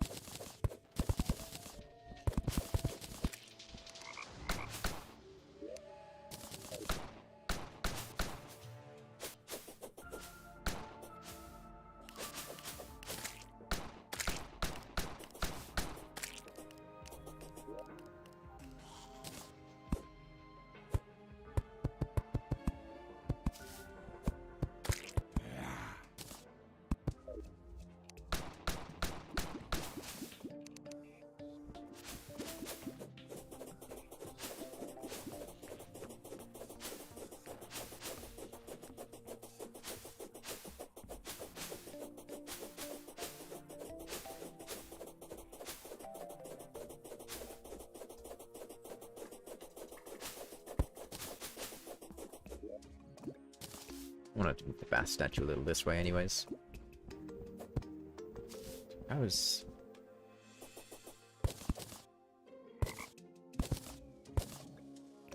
Was it enough now? I think there might be enough grass now. Oh, tiny spot right there.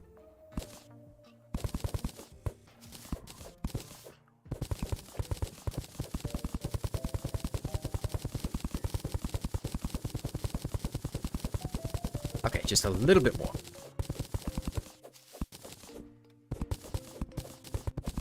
Yeah, there was just a tiny spot on the left-hand side there.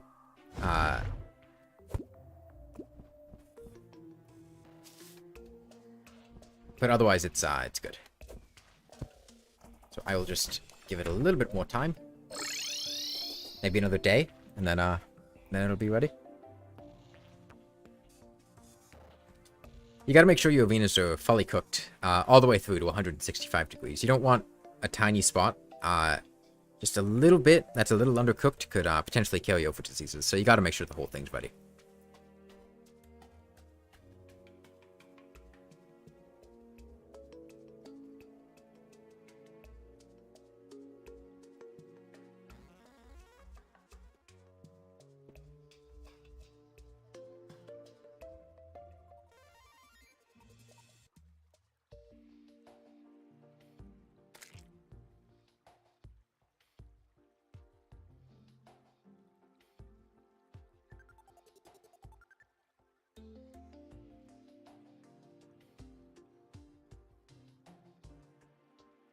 Okay, when is the last time that I fought Plantera? The problem is, like, the last time I played the game, like, normally, in quotes, is probably when I did, like, the not producing light thing. That was, like, 4 or 5 months ago. In the time since then, I've been doing the blindfolded stuff, which isn't playing the game normally. And then, like, 1 HP stuff, which also isn't playing the game normally. So it's been a while since I fought most of these bosses, like, just walking up with regular stuff in, like, a regular arena and dodging them.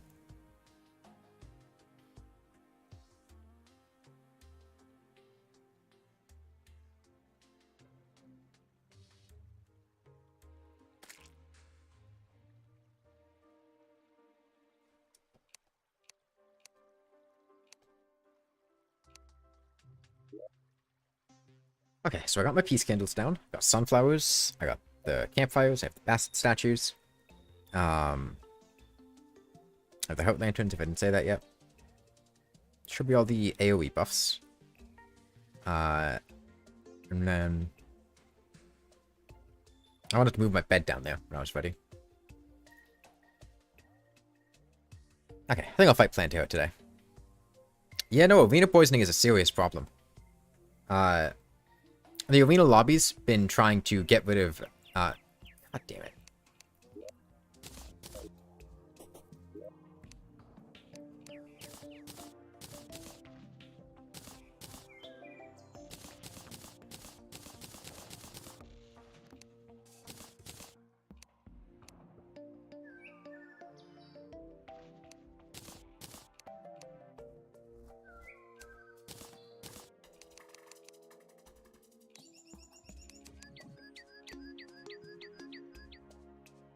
Am I out of crystals? That's awkward.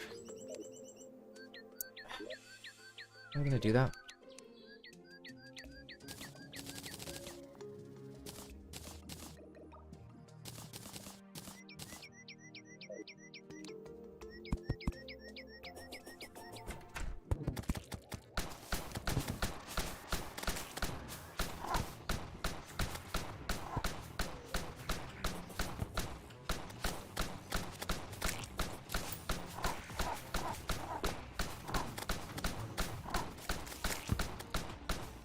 I don't remember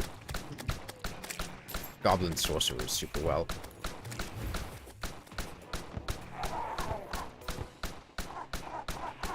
Those summoners.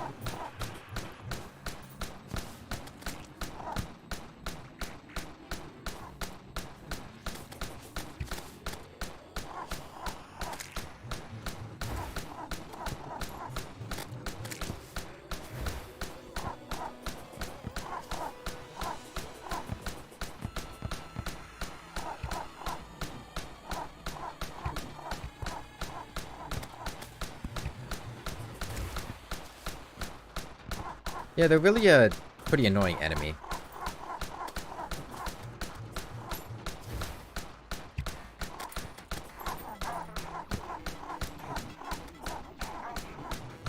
Really make doing the rest of the invasion a little annoying.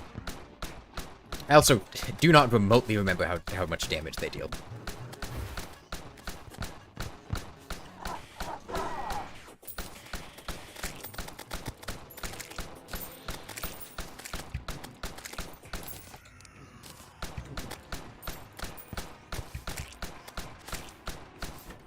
Oh, no, don't go there.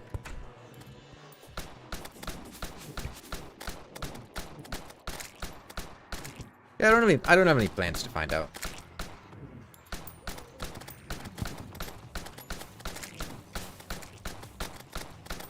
Also, the Clothier really is not making this easier, because his skull projectiles look very similar to the Shadow Flame ones from the Sorcerers.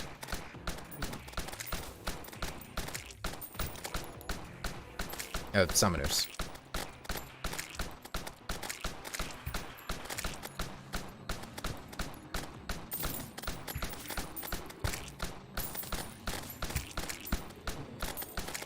Go away.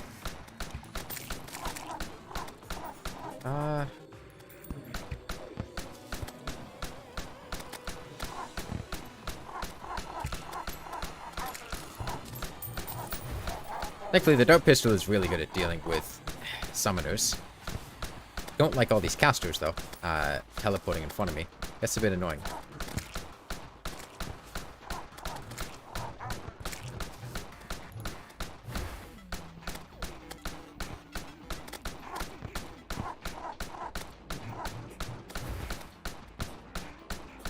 So that attack right there that I think is the most annoying. Flies over you and starts shooting down.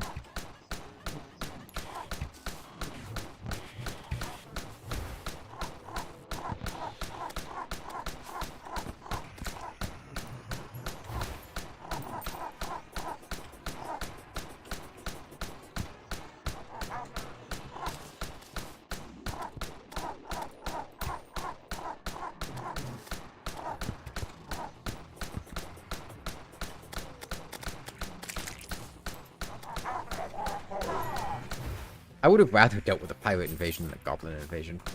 Because at least the pirate attacks don't go through walls and stuff. It's much easier to deal with.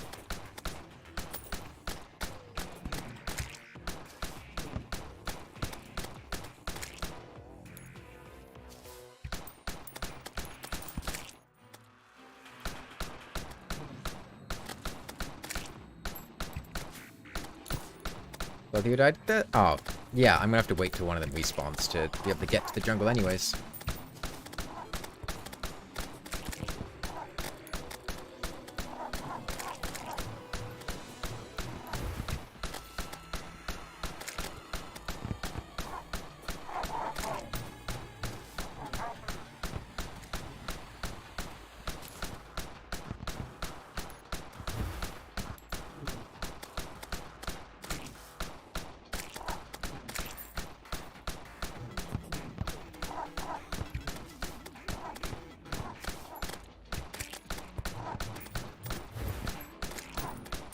I'm gonna just use these. Maybe not. Yeah, I'm just gonna use this to kill the last few goblins and then just magic conch to the ocean to get rid of everyone.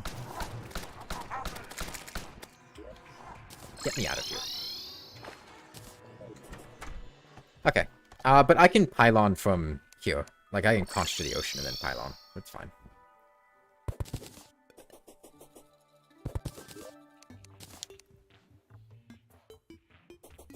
Okay, I want to take my bed. And the other stuff for Plantera. Okay, and the clothier's back now. I want to use all Ichor darts. Let me just make a bunch, make sure I have plenty. Should be fine. And potions. Rage, Endurance, Life Force, Ammo Reservation. I have gravitation potions, I can just use these.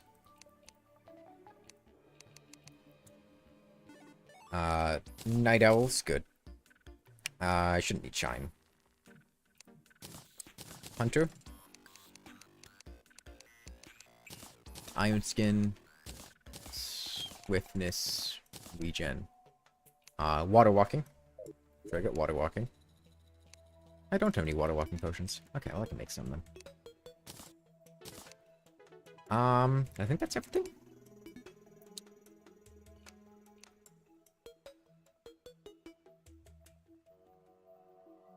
Seems about right. Okay, I want to take my Superstar Shooter. I'm gonna keep you here. Just so I have recalls handy. Take my stars.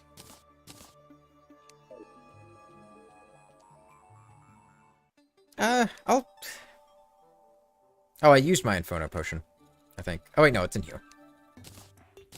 I'll take the Inferno Potion. Save it for, second phase. Pop it then.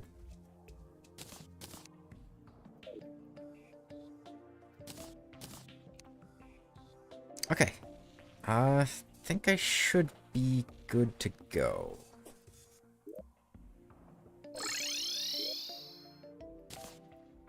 My bed here.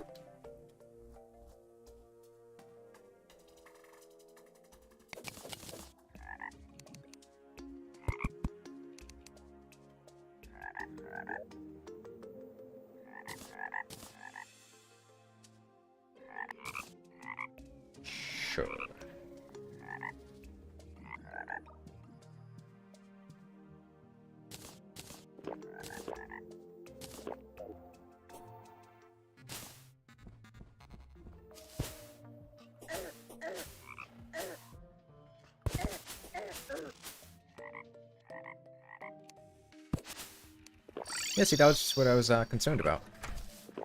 Glad I did that way. Oh no, don't kill my NPCs. Don't. Please don't.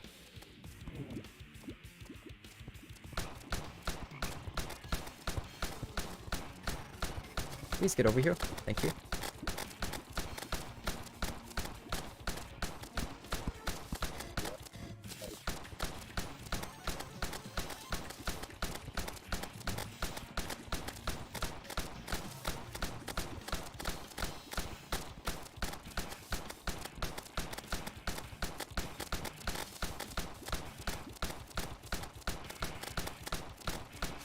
I'd like to get her out of the corner a bit.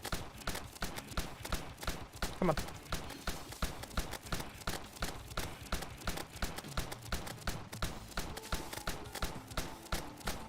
Oh yeah, the helmet. Right. That might help.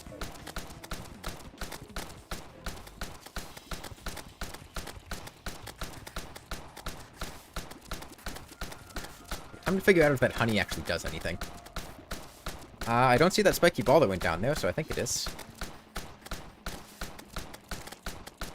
No, painter!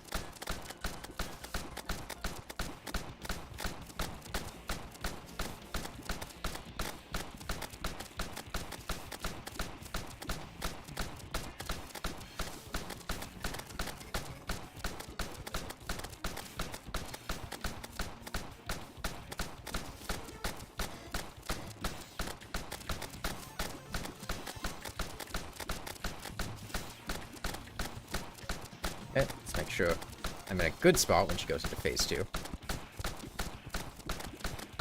I might just, down on the grav potion?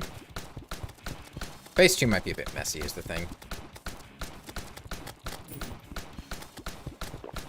Not this now. Okay, it's not entirely working. But it's not entirely not working either.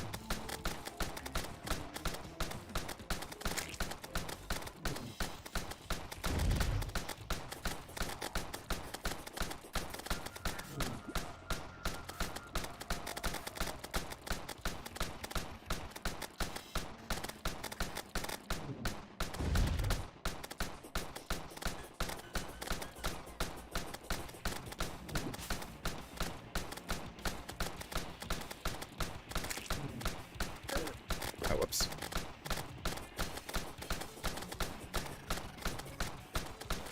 I don't need to worry about that.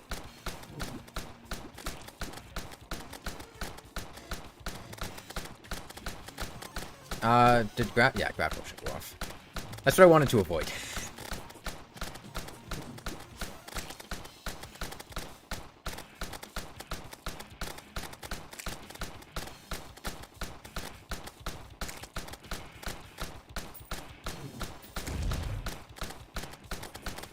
How much health is she at?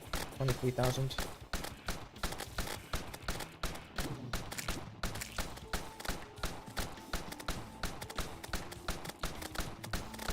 Once she gets down to like 10,000, I'll probably switch over to the Star Shooter.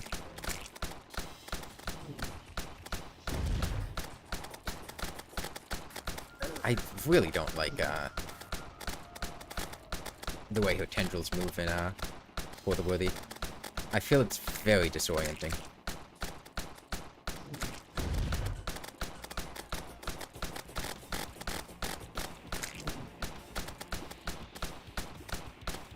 Down to 10,000 yet? Okay, I'll switch to the Star Shooter now.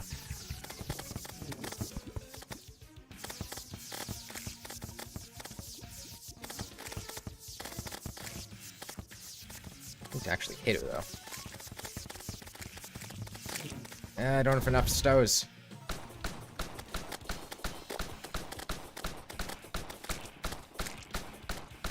If I'd been hitting the stows, I might have had enough, but my aim was not the best there.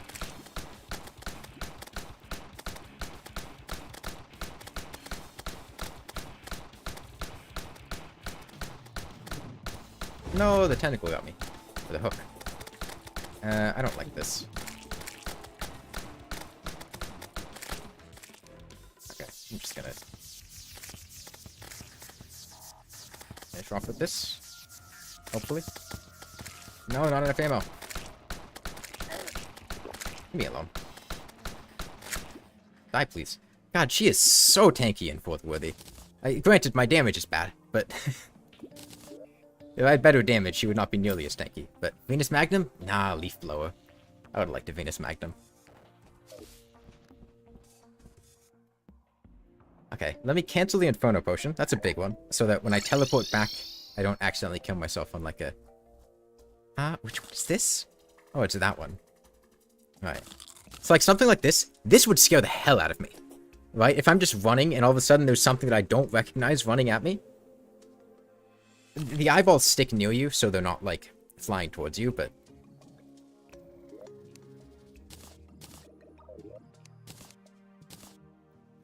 Okay, let me get that there.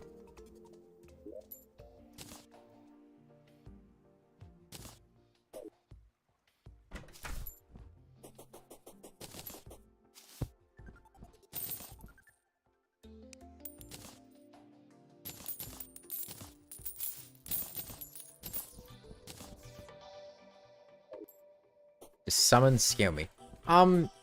No, summons don't really. Although in For the Worthy, absolutely. And there's a very specific reason for that.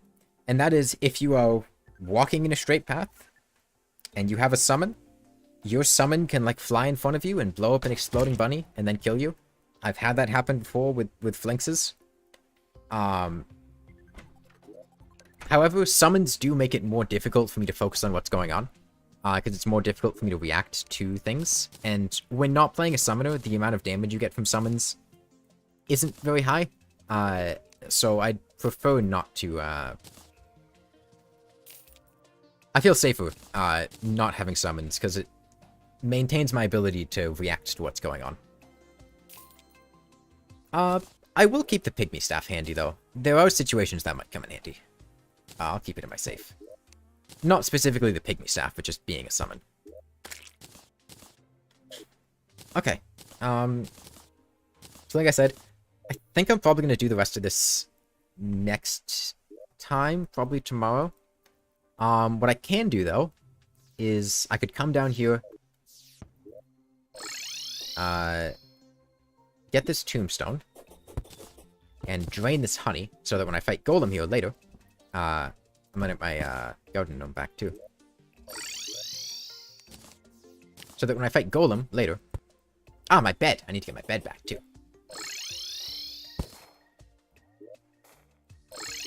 So that when I fight Golem there later, the place isn't gonna be flooded with honey. How many tombstones is that?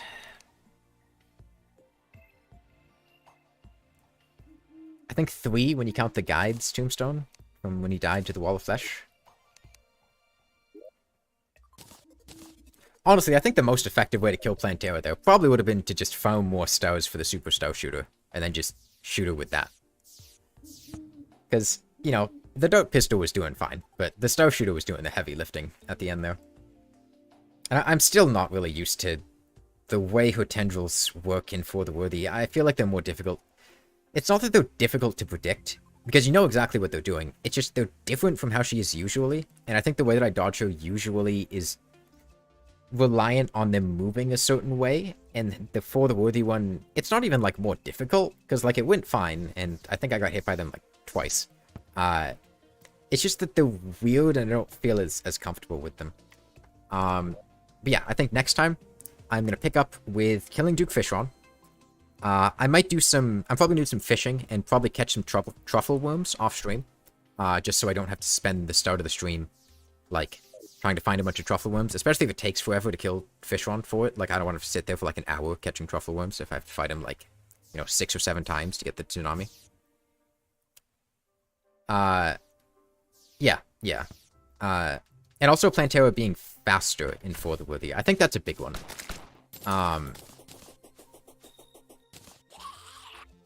She just has an inherent speed boost. And that causes her tendrils to also be faster, on top of them moving in a way that's a little bit weirder. Yeah, I'm gonna fight Fishron. I'm gonna get a tsunami. I'm gonna go kill Golem. And then I'm gonna go straight to the cultist. kill the cultist, and then the pillars are probably going to be... Actually, no, I want to kill the Empress of Light, too. For the Soaring Insignia, because the Soaring Insignia is going to be a huge help for killing the Moonlord. I'm probably going to do that...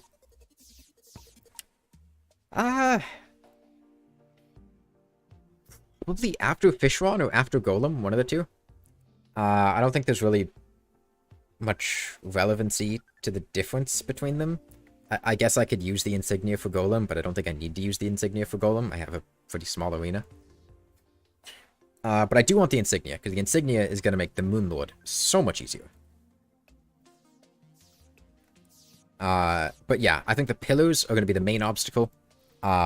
Especially the Solar Pillar as a Ranger in Hardcore for the Worthy is such a headache. You need to take things so slowly to be able to do it safely, because you got the Selenians reflecting projectiles, you got Crawltipedes if you make a mistake and fly.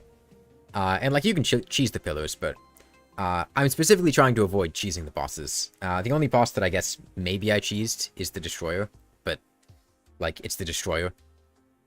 Yeah, Solar Pillar is a nightmare.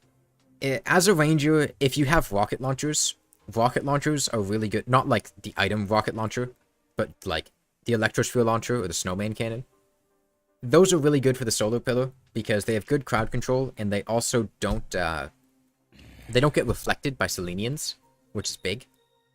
And other things do get reflected by Selenians. But the nice thing about the Empress is I have a lot of surface hollow, so I should be able to get Lace Wings pretty easily. And pretty much the entire stream today was just down here in the jungle, building this arena, getting things to grow. A lot of it was just sitting here waiting for things to grow. I'm gonna go get my Bast statues back. Actually, no. I'm gonna fight Golem, so I still want them there. I'm gonna save and quit, and then relog the game just to check and make sure this is working how I want it to work. This honey should all be gone now. Yes, okay. So when I come back here and I fight Golem, I'll just have this arena here. I might put asphalt on the bottom just for some extra help with speed, but that should be fine. And I plan to finish this tomorrow, probably starting the same time, around 2 o'clock. Maybe later if I still have some more fishing I want to do. Because I've been going through Armored Cave Fish and Prismite. I don't think there's been a single point in time where having the Prismite or the Armored Cave Fish has mattered, because I just haven't been getting hit by things. But they're a really important safety net so that if I do get hit by something, I don't just immediately die.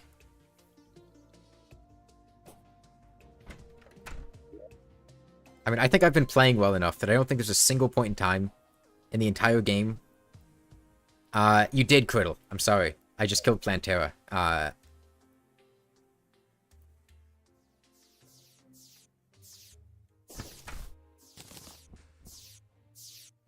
Yeah, I think like 10 minutes... It was earlier this day, so I think like 10 minutes ago, I just finished with killing Plantera. But I'm about to end the stream, and like, you could watch back the end of the VOD, and I think it catches the part where I killed Plantera. Most of the stream was just mining in the jungle for life fruit and building Plantera's arena. I got all this. I put honey on the bottom. I went fishing for some wet bombs to get honey bombs.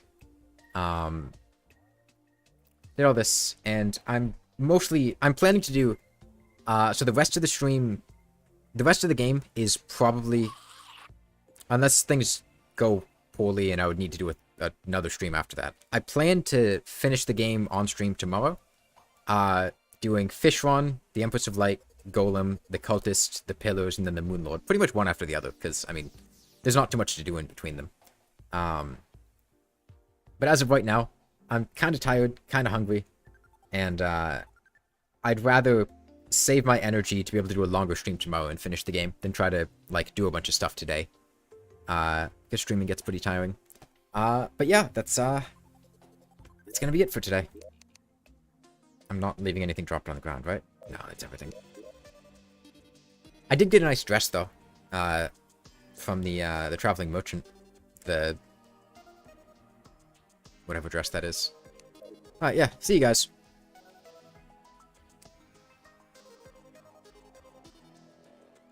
Let me Press the stop streaming button. That's an important one.